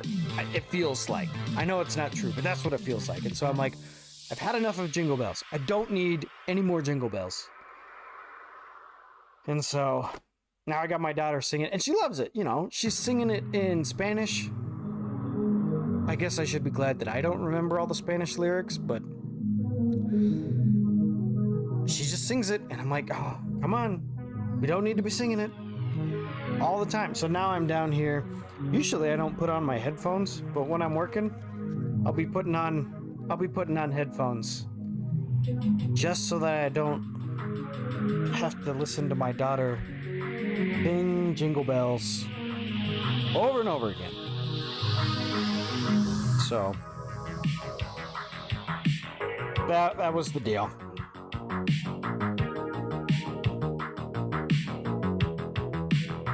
Okay. Next one, I says, I love classic Christmas music. Run, Run, Rudolph. What about Spider-Man Jingle Bells? Maverick says that my mom has a special Christmas CD full of hours of music. She would put it in day after Thanksgiving, and it stays in until the day after Christmas. Yeah. All right, let's pull out. Let's take out the chatting, pull in the game. Oh, and I just said that if I were to take the game out and put it back in, it was going to be smaller. So let me make it a little bigger.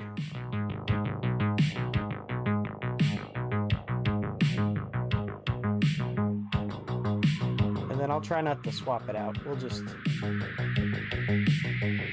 we'll just keep it right there. Oh, and let me update the... the stuff. Edit stream info.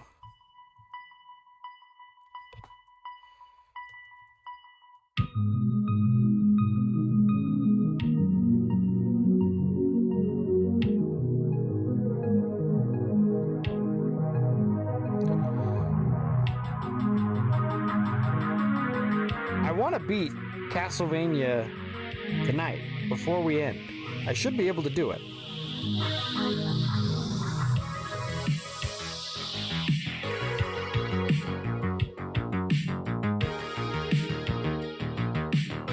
Let me quickly update this.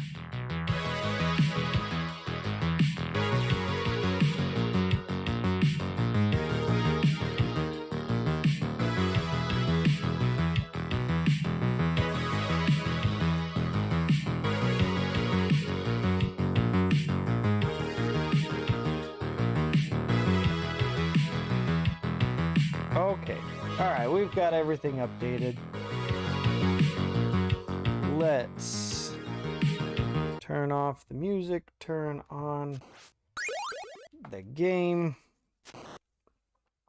Okay, so if you guys in chat want to count my deaths, you can, but we will stream until we beat the game.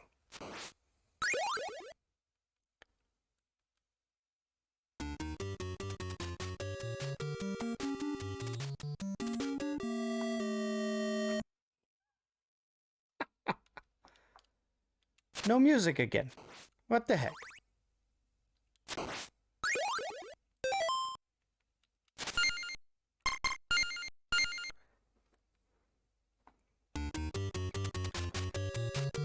I don't know why, if it's just this copy of the game, but there we go. When I played it on stream, we didn't get to listen to Vampire Killer because we had that,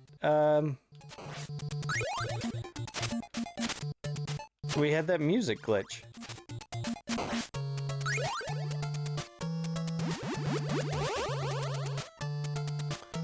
Okay. So yeah, I don't know. This is kind of me showing off, I guess. Just I was thinking about streaming the game again just to see how different it would be, because once you know the tricks in Castlevania, it becomes a whole lot easier. One thing that I go over a lot in my videos is how this is one of the perfect tutorial stages. So level 1 has like everything that a player would need. A player needs to learn how to use the sub-weapons, it needs to learn how to use the whip, they need to learn how to climb stairs, and they need to learn how to jump. So there's lots of stairs in stage 1 of Castlevania. Some of them are required, like the staircase that we just did. That rosary is just there so that you can see what it does. There's a reason that it puts it there right before the door. There's probably enemies on the ground that Simon hasn't encountered, and so when you whip that last candle and get the rosary, you see that they all disappear. So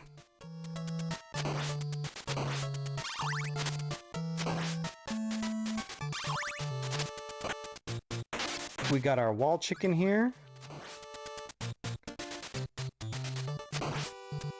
Again, we've got our stairs. This is the jumping tutorial.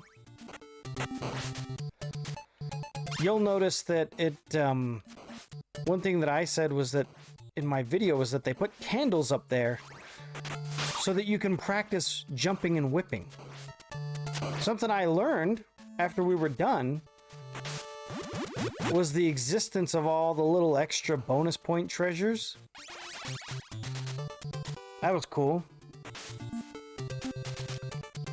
So right there, we've gotten a crash course in jumping, in staircases, and how to use the whip.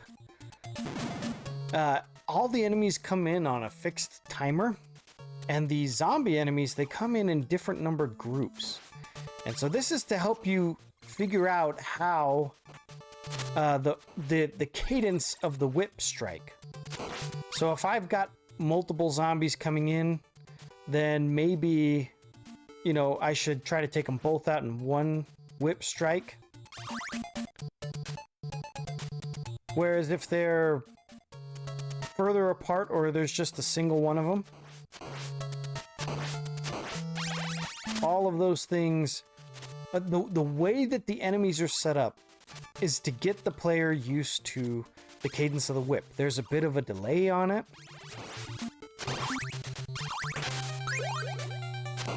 And then, of course, this was what I was missing as a kid. As a kid, I never figured out how to use the sub-weapons. But you'll notice a lot of candles were on the same plane as the whip. And so Simon would just naturally hit candles as he's whipping enemies. And so that teaches the player, oh, whipping candles gets resources out of them, whether it's points or hearts. You know, those are things that you'll need.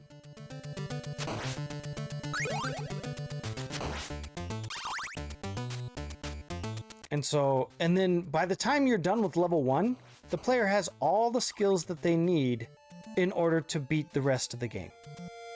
And I love it when games do that.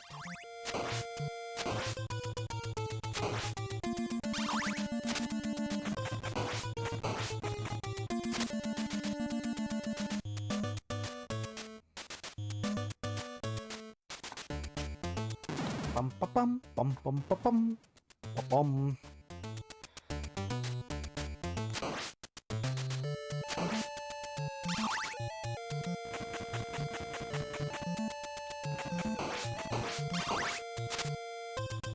Yep, I have become a Castlevania fan, for sure. I've been watching Art of Mana and Scooter. Oh, watch this. Boom. In the attract mode, they show that trick in a different part of the game. But they show that if you get hit by an enemy, you can get the knockback to send you up, and you can skip platforms. And so, you know, they show you that in the attract mode, and then you're able to pull it off here. And I'm sure there's other places you could pull it off too, but that's my favorite spot. You know, and then they put some wall chicken there. I always die here.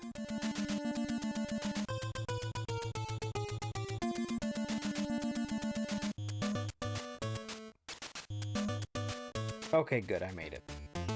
I didn't get the holy water, but that's okay. We don't need to cheese the Queen Medusa boss, because the Queen Medusa boss is cake.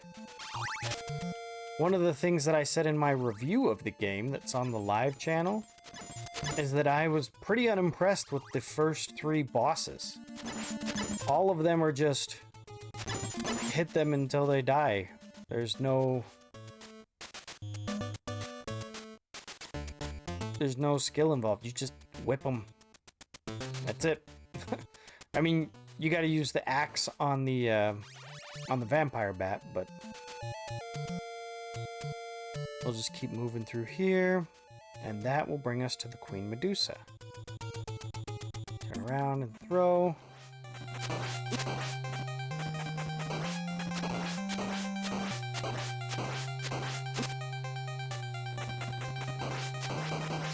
There we go.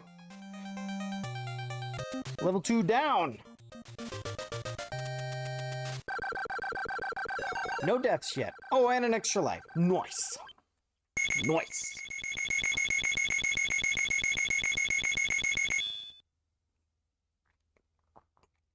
All right, level 3. So yeah, I was watching Art of Mana and Scooter 102089.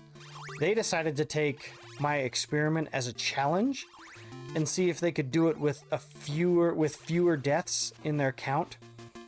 And all 3 of us had our first death in the same place. We had our first game over in the same place. It took us the same amount of time to beat the first 4 stages.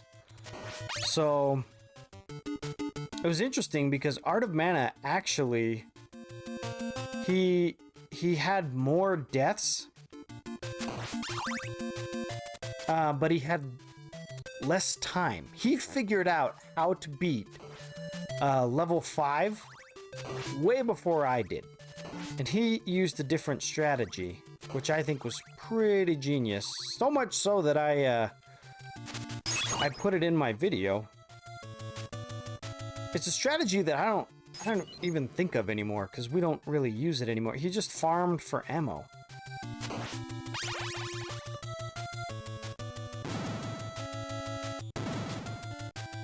Oh, and I will try to beat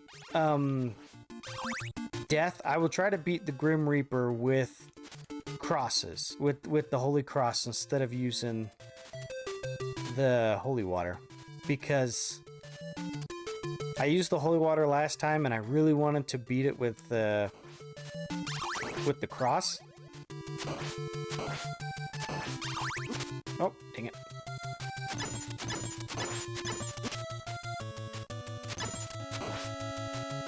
Dun, dun.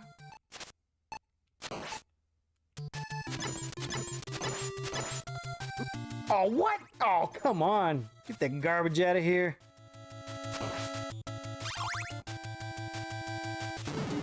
Might have my first death here. There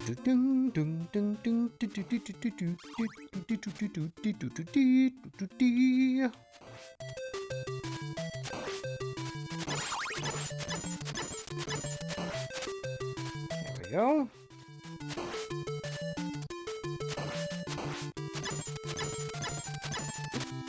Oh.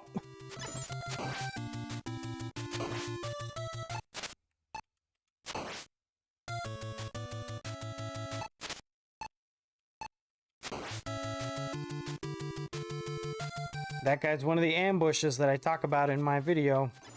Oh, I'm gonna get it. Yep, right there. Right there. Alright, here we go. What's up, GarPG? Been lurking, how goes it? We beat ActRaiser tonight. Dang it. And so I decided to pull out some Castlevania.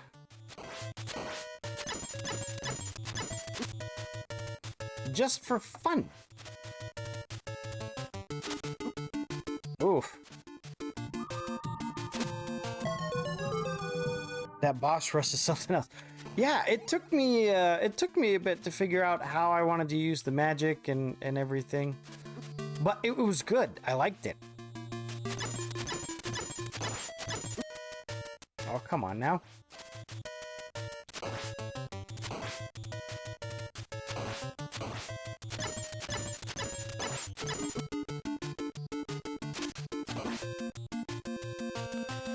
Nope, I'm against that. Get out of here. Yeah, I really liked ActRaiser. I'm definitely gonna pick up the remake just to see what they changed in it. Ooh, I don't know if we've got what we need to beat this. I learned that there was wall chicken there. I didn't know that last time.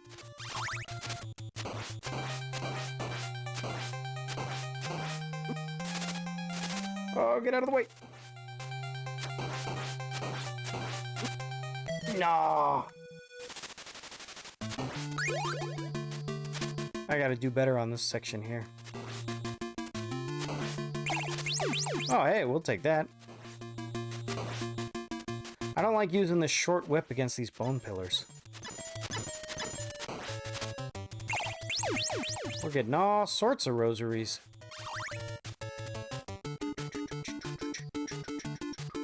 So, but yeah, I'm definitely gonna check out, and then I think someone was telling me about another, game that was heavily inspired by ActRaiser, and I'm like, okay, I want to check it out for sure. That should be my whip. There we go.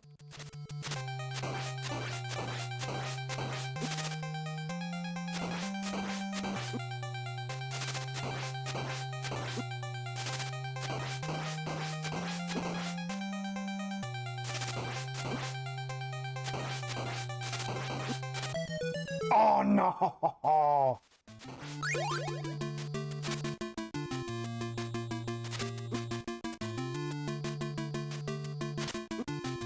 No, not Soul Blazer. I'm talking about the mechanics. Oh wow. We are not going to get through this.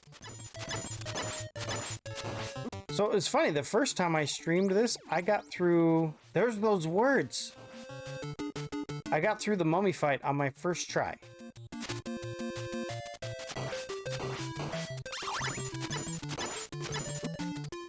Yeah, there was another game that was part city builder, part...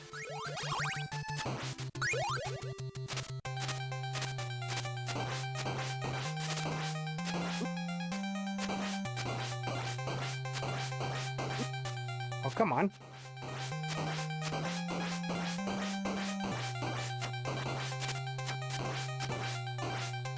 There we go.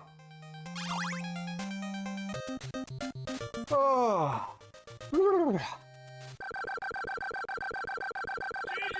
Thank you for the GG. What was I saying?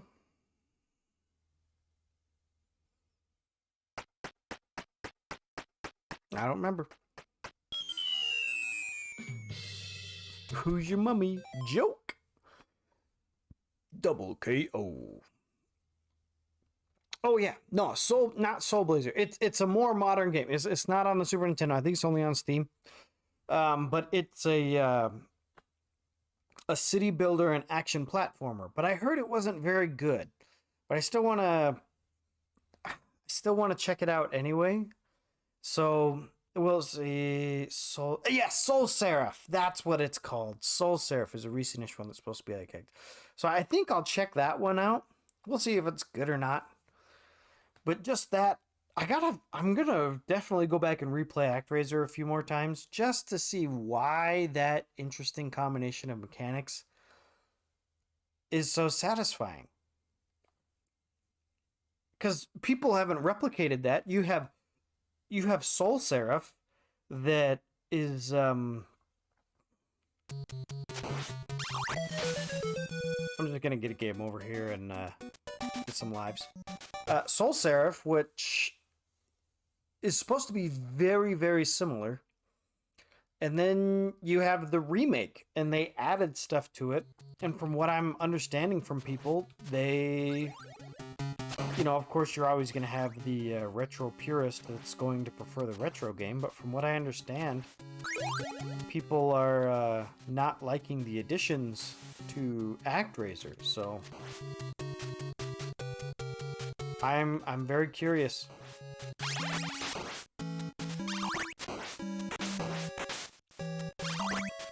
Do do do do do do do do. Where's that raft? There we go. What? I just got the upgraded way.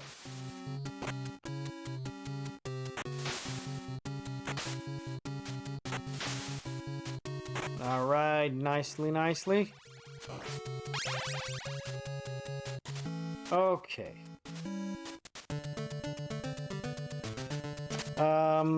I think this is the Hunchback section. Yeah, where all the Hunchbacks come in on flying eagles. I think it's weird. I get like Lord of the Rings vibes.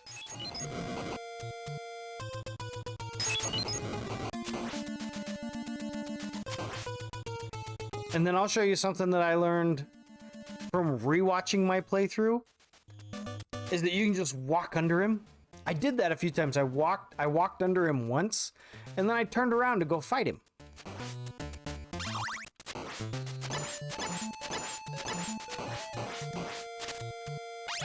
All right, we got our wall chicken here.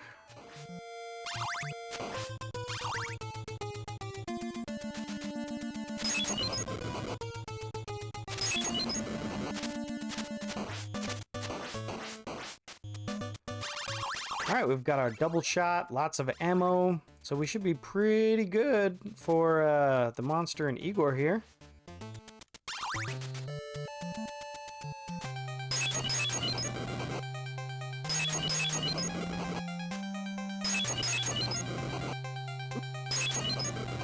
That's the thing. To me, that's right, chicken! To me, that is a, to me, that's a negative. If your bosses can be cheesed like that, really the holy water is super effective against every boss in the entire game. You can absolutely cheese every single boss with the holy water. So I don't like it when that's an option. I like it when you should, oops. I like it when games, no! Come on, there we go. I like it when games, you know, make you figure out the pattern and work for it.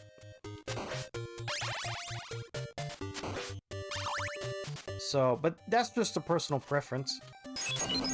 Oops. I mean, if you just want to beat the game, then... Ouch. Should not be getting hit that much. Hunchbacks on flying eagles isn't the strangest thing I've heard or said today. In fact, let me write that down. Soul Seraph. Let me write that down so that I can remember that.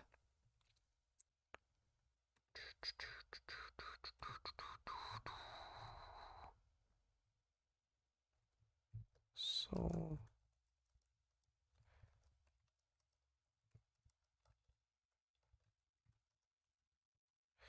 There we go. The return of the mighty wall chicken. Pixel9 says the strangest thing I probably said today is there's a Godzilla movie with time-traveling terrorists. Well, yeah, if you're gonna watch, you know, Godzilla movies, you're gonna get some weird stuff.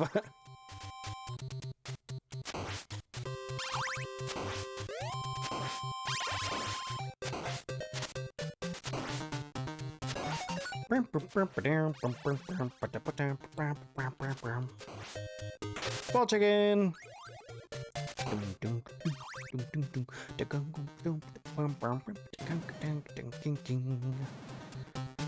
Dun, dun, dun. Oh, I always do that. Back!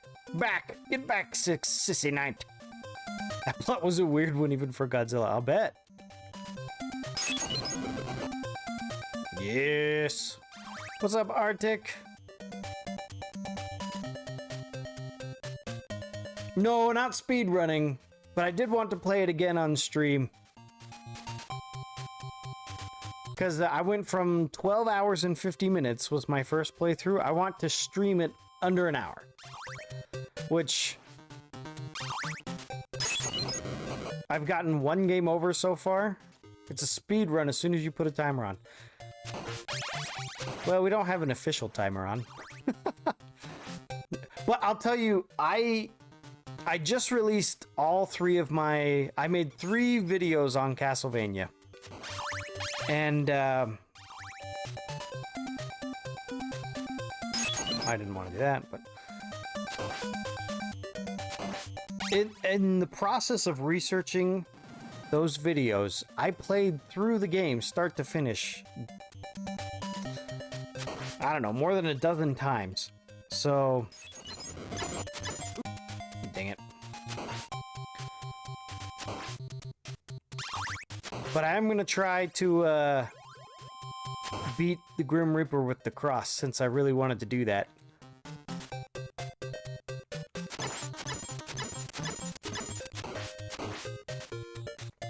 We will have this be the time.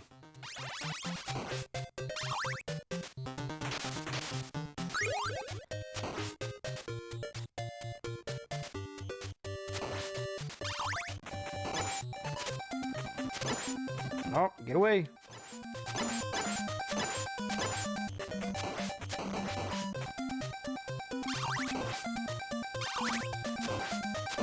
Oh, dang it.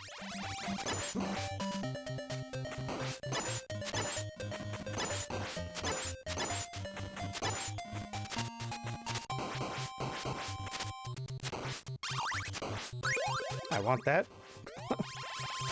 Okay. Yep, there's the link. Pixel Knight says the plot is time-traveling terrorists come back in time to prevent Godzilla from being creative and replace him with King Ghidorah. But Godzilla ain't wiped from history and kills King Ghidorah. But one of the terrorists who became Hood rebuilds Ghidorah as a mech and dumps Godzilla in the water. Japan!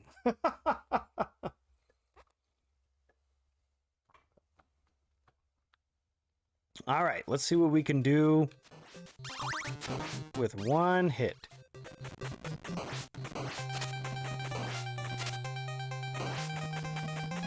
Oh no!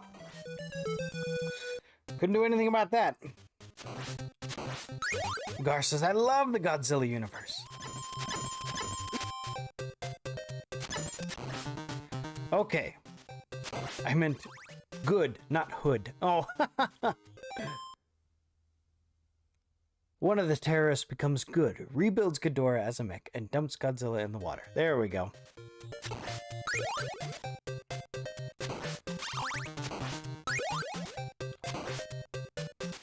Because, yeah, I did learn how to completely cheese the death boss fight with the holy water, where you just keep using... You just pin the Grim Reaper in place with the holy water.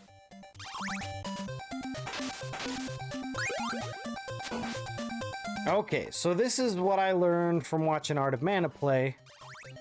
A strategy that was super common back in ye old NES days, but not one that I thought to do, was just to farm ammo from this first candle. Because when I tried off stream to beat death with the cross, my problem was I didn't have enough ammunition to do it.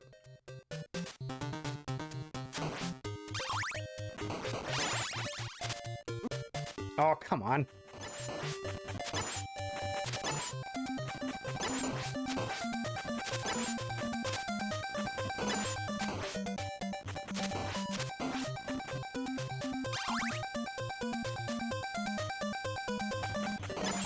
Honestly, I think the big trick of it is right there. It's that if you have enough ammo, you can take this hallway slow. I really think the reason it took me so long to get through level 5 was just because I just couldn't get through the hallway. For my playthrough, I had more deaths in level 5 than I did in level 6 against Dracula. This was the hardest part of the game for me. So, Arctic says you can also use the cross to break the candles to accelerate getting 2 and 3 items. Yes, yes. So, I feel like having 2 is enough.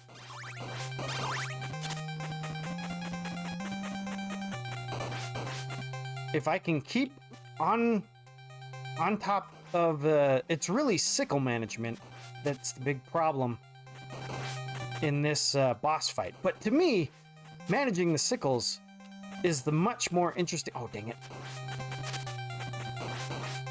There we go. There we go. To me, managing the sickles is what makes the fight fun. You're a pro. Thank you, Arctic. Thank you. Okay, level 6. But yeah, learning that trick, because when I was playing through it off stream, all of my every time I beat level 5, I would, oh dang it, I would start from the beginning of level 5, and I would collect ammo all through the back off. I would collect ammo all through the stage, and then I would go into the hallway with either the cross or the, really it's the holy water. Would you just leave me alone? I know how this works. I can't defeat you, I just have to run past you.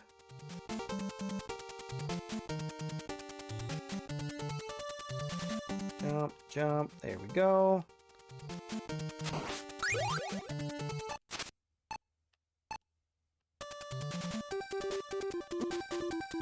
Oh, I was so close.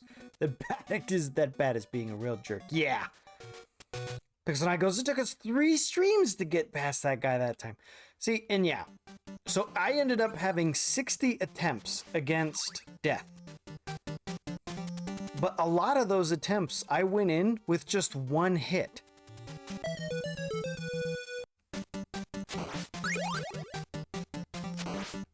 Do I need to wait a little longer so the bat gets a different pattern? No!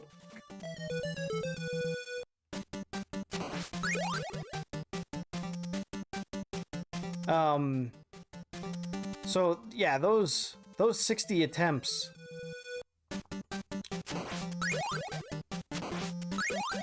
They a lot of those were like extensions of hallway deaths.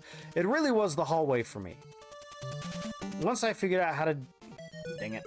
Once I figured out how to get through the hallway, then I could get to the Grim Reaper, figure out a pattern, and get it to go.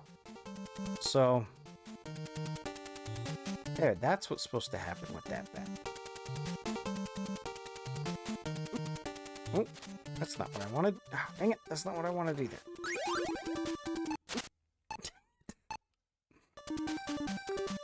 This is not working out.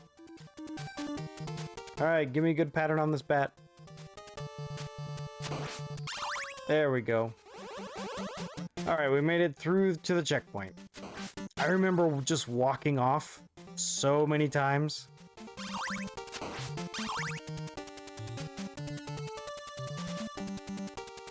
Ba-da-doo.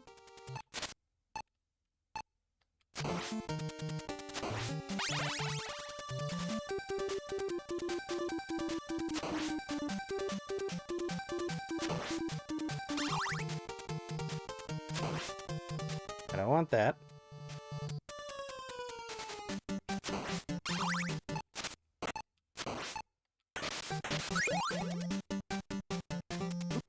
no! Oh.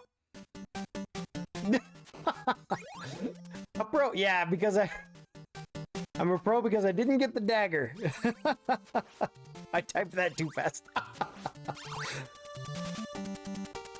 Yeah, I just needed more health. I had crazy patterns with the bats outside.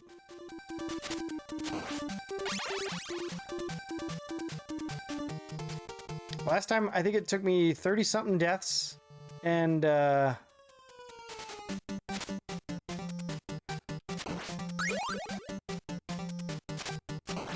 we go.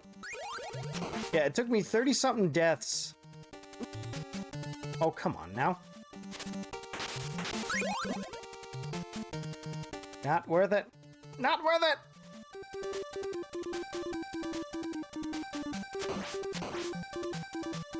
Oh, I want that. Couldn't get it. Oh.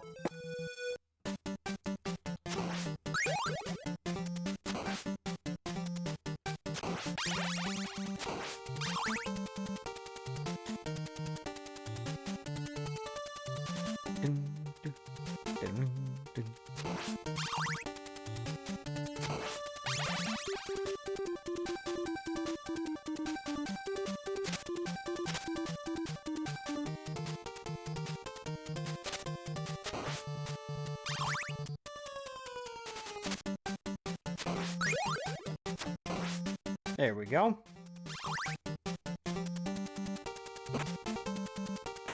Well, since I'm here, sometimes I skip that wall meat. Oh, okay, good, good. We're in a good spot. We gotta whip that one. Oh, dang it. Don't touch me, don't touch me. There we go, ta-da! I feel like you could beat this in 30 minutes now. We've been going... I think we started about a half hour ago. Zero, what's up, Zero? You already beat ActRaiser. I did. It turns out all we had was sealing 2 monster layers and then the boss rush and the final boss. So... I wanted to play through Castlevania again on stream. Because I can do it,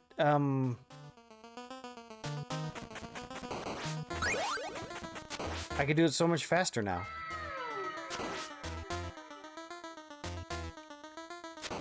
I'm telling you. So I'm done with my Castlevania 1 videos. I put out 3 of them.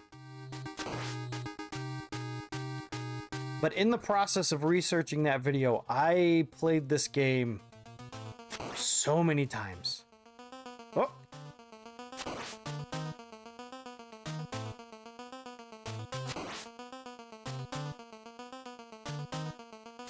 Oh, too soon on the jump.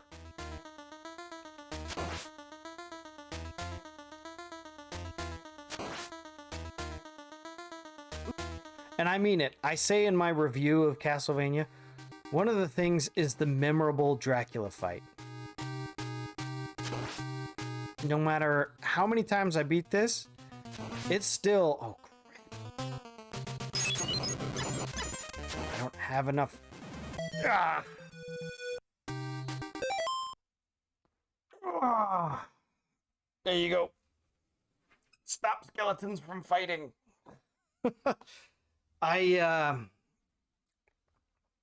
I spent so much time playing this game that I was like, when we finished ActRaiser so soon, I was like, oh, I need to play through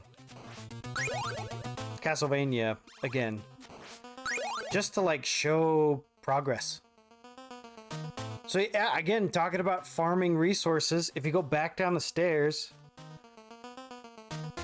I actually learned this trick from Arctic. If you don't stop, if you just go straight in, then Dracula's first spawn will always be on the right.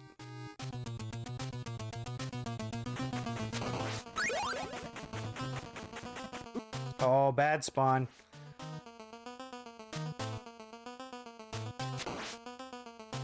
Still get bad spawns.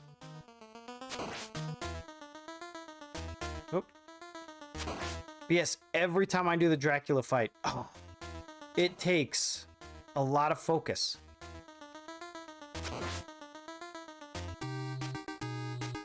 And so every time I beat Dracula, it's always super satisfying.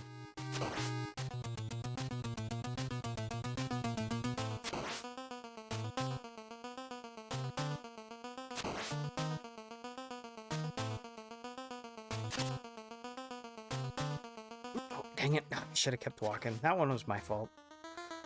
But again, I'm down to one hit, and I still can't beat the Cookie Monster with just one hit. I always...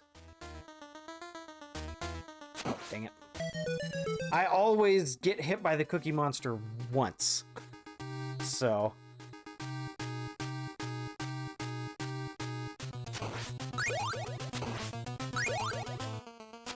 But yeah.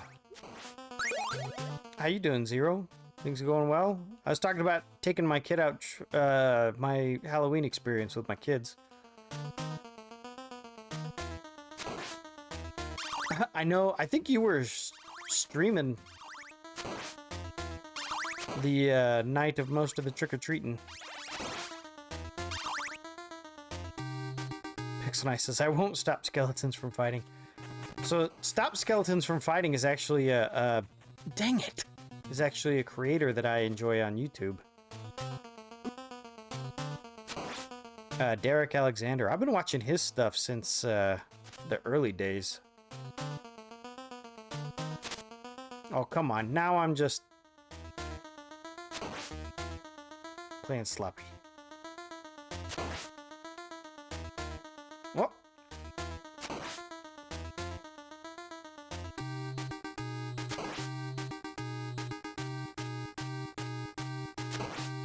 There we go. There we go.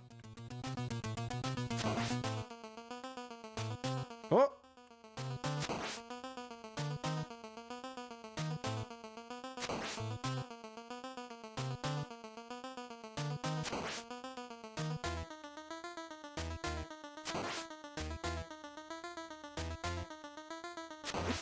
Oh.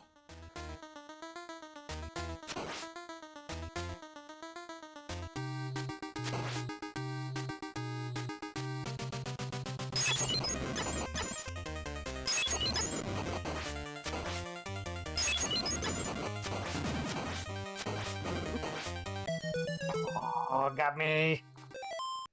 Arzik says, I dressed up as the T-Rex on stream. Oh, sweet. I dressed up on stream last week. I was a purple parrot from Legends of the Hidden Temple.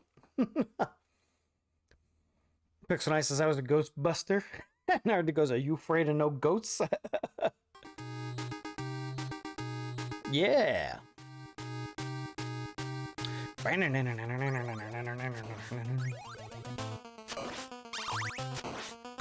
So yeah, right now I'm rewatching my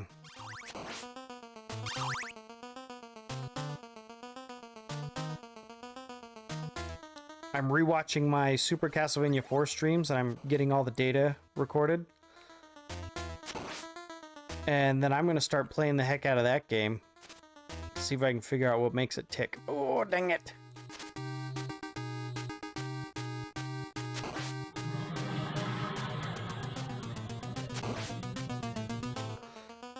I'm also going to see if I can beat Dracula in that game whip only, since I just used the secret at the end there to just max out hearts and get the cross, and I just used that.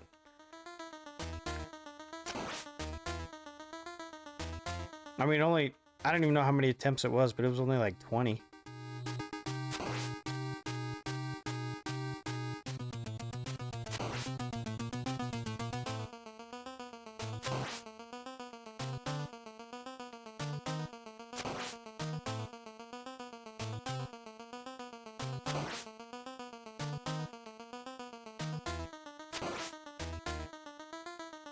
Whoop.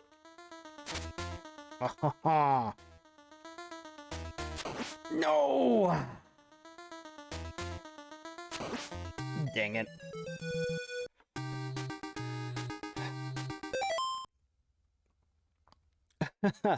Pixel Knight says, I'll probably keep the costume for Halloween videos. And Zero says, yeah, I'm pretty sure I was streaming that night. Yeah.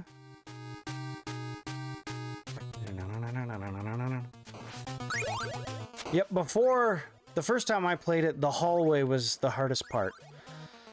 And now, Dracula is the hardest part. And I think that's the case. I think for Art of Mana, that was the case when he played it. I think he had way more attempts on Dracula than he did on level 5. So I recognize that my my experience was different on there.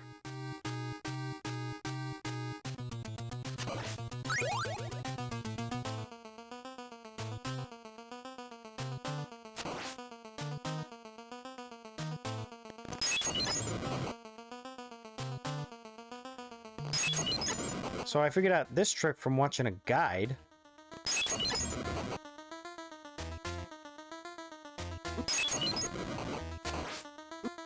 Oh, get out of there.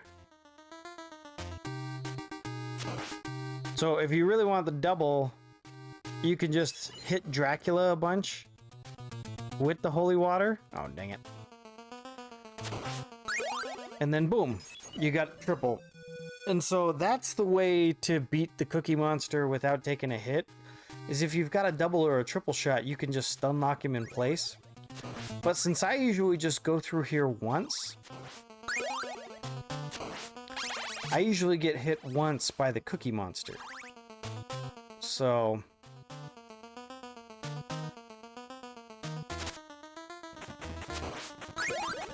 I completely whiffed that.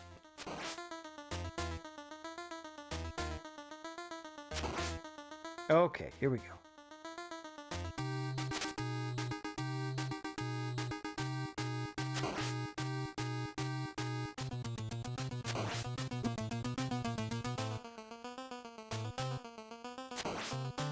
I'm getting too fancy. Nah.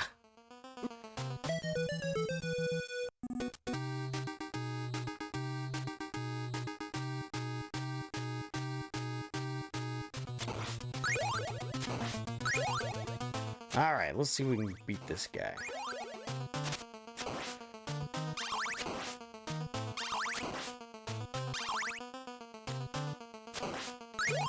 Oh, whoops. Oh,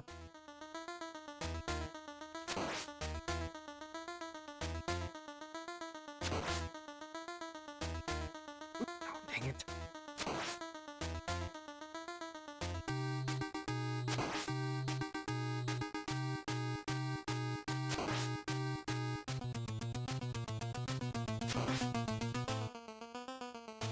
Ah.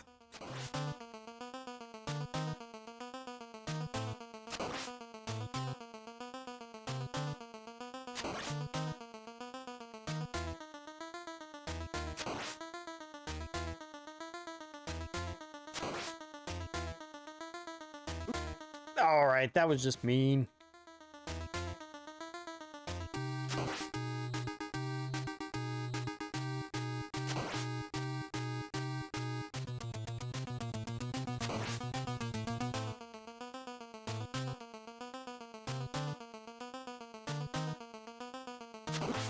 Dang it.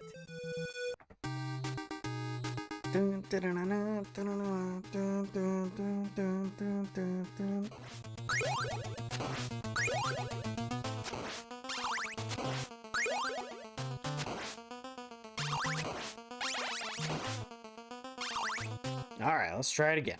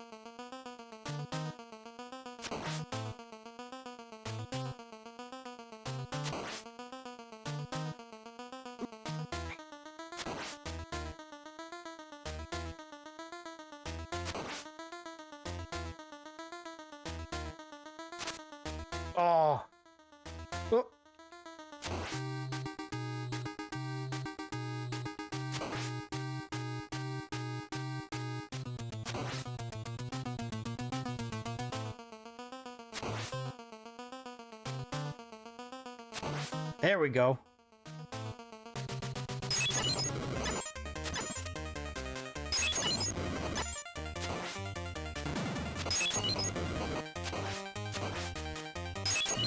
No, whip! Oh no!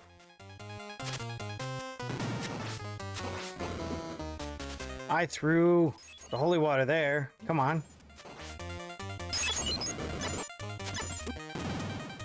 Don't touch me, don't touch me.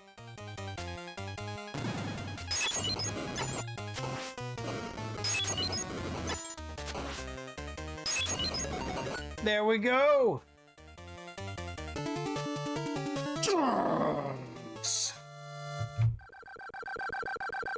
Boom! Under an hour. Wah!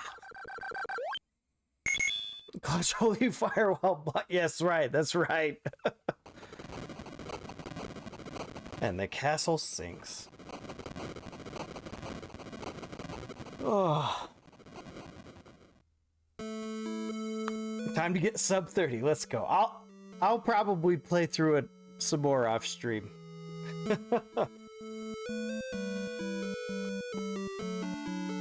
But yeah, I'm definitely a fan of the game. I don't like how you can cheese the bosses with the holy water, but that's a personal, well, yeah, that's me. But I think that the level design is great. I think it matches Simon's limited controls. I think the controls, I don't think the controls are a big hindrance. I think that the game is made around the controls. The only thing is those ambushes in the Dracula fight. There's just sometimes where if he appears in just the right spot, I can't get out of it. So I just take a few hits. Oh, and maybe this should be my next conquest. Apparently when you play through it once, then you start it again and you get kind of an extra quest. So you play through the game again, but it's a bit harder.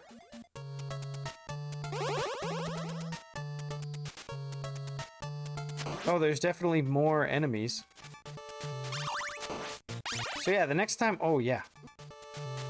The next time I revisit Castlevania, I'll have to play the extra quest. Because yeah, there's not supposed to be bats there yet.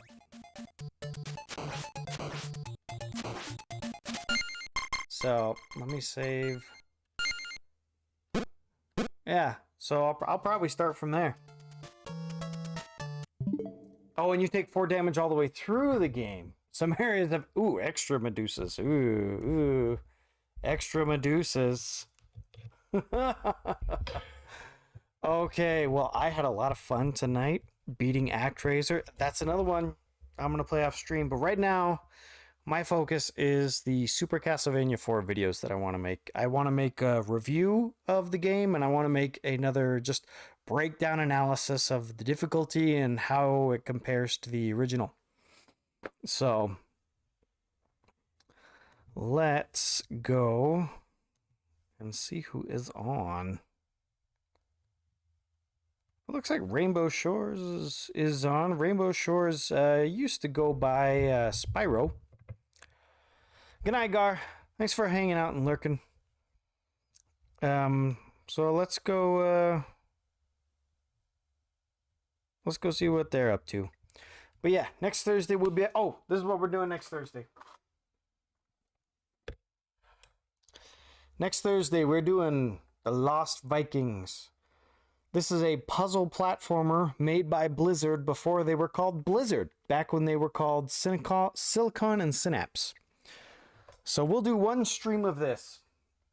We probably won't beat it. From what I understand about the game, I've never played the game before, but from what I understand about it, the game is long. And so we're going to do one stream of Lost Vikings, then we're going to jump into Secret of Mana. So let's go ahead and start the raid, and we'll check out what Rainbow Shores is up to.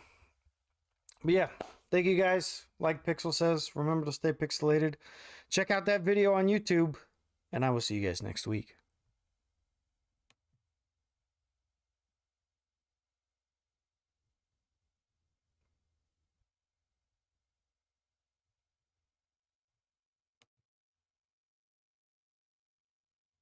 Let me get my MUVR shut down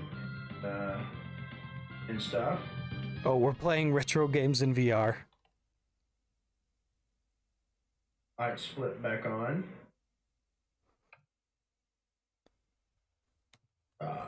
Excuse me.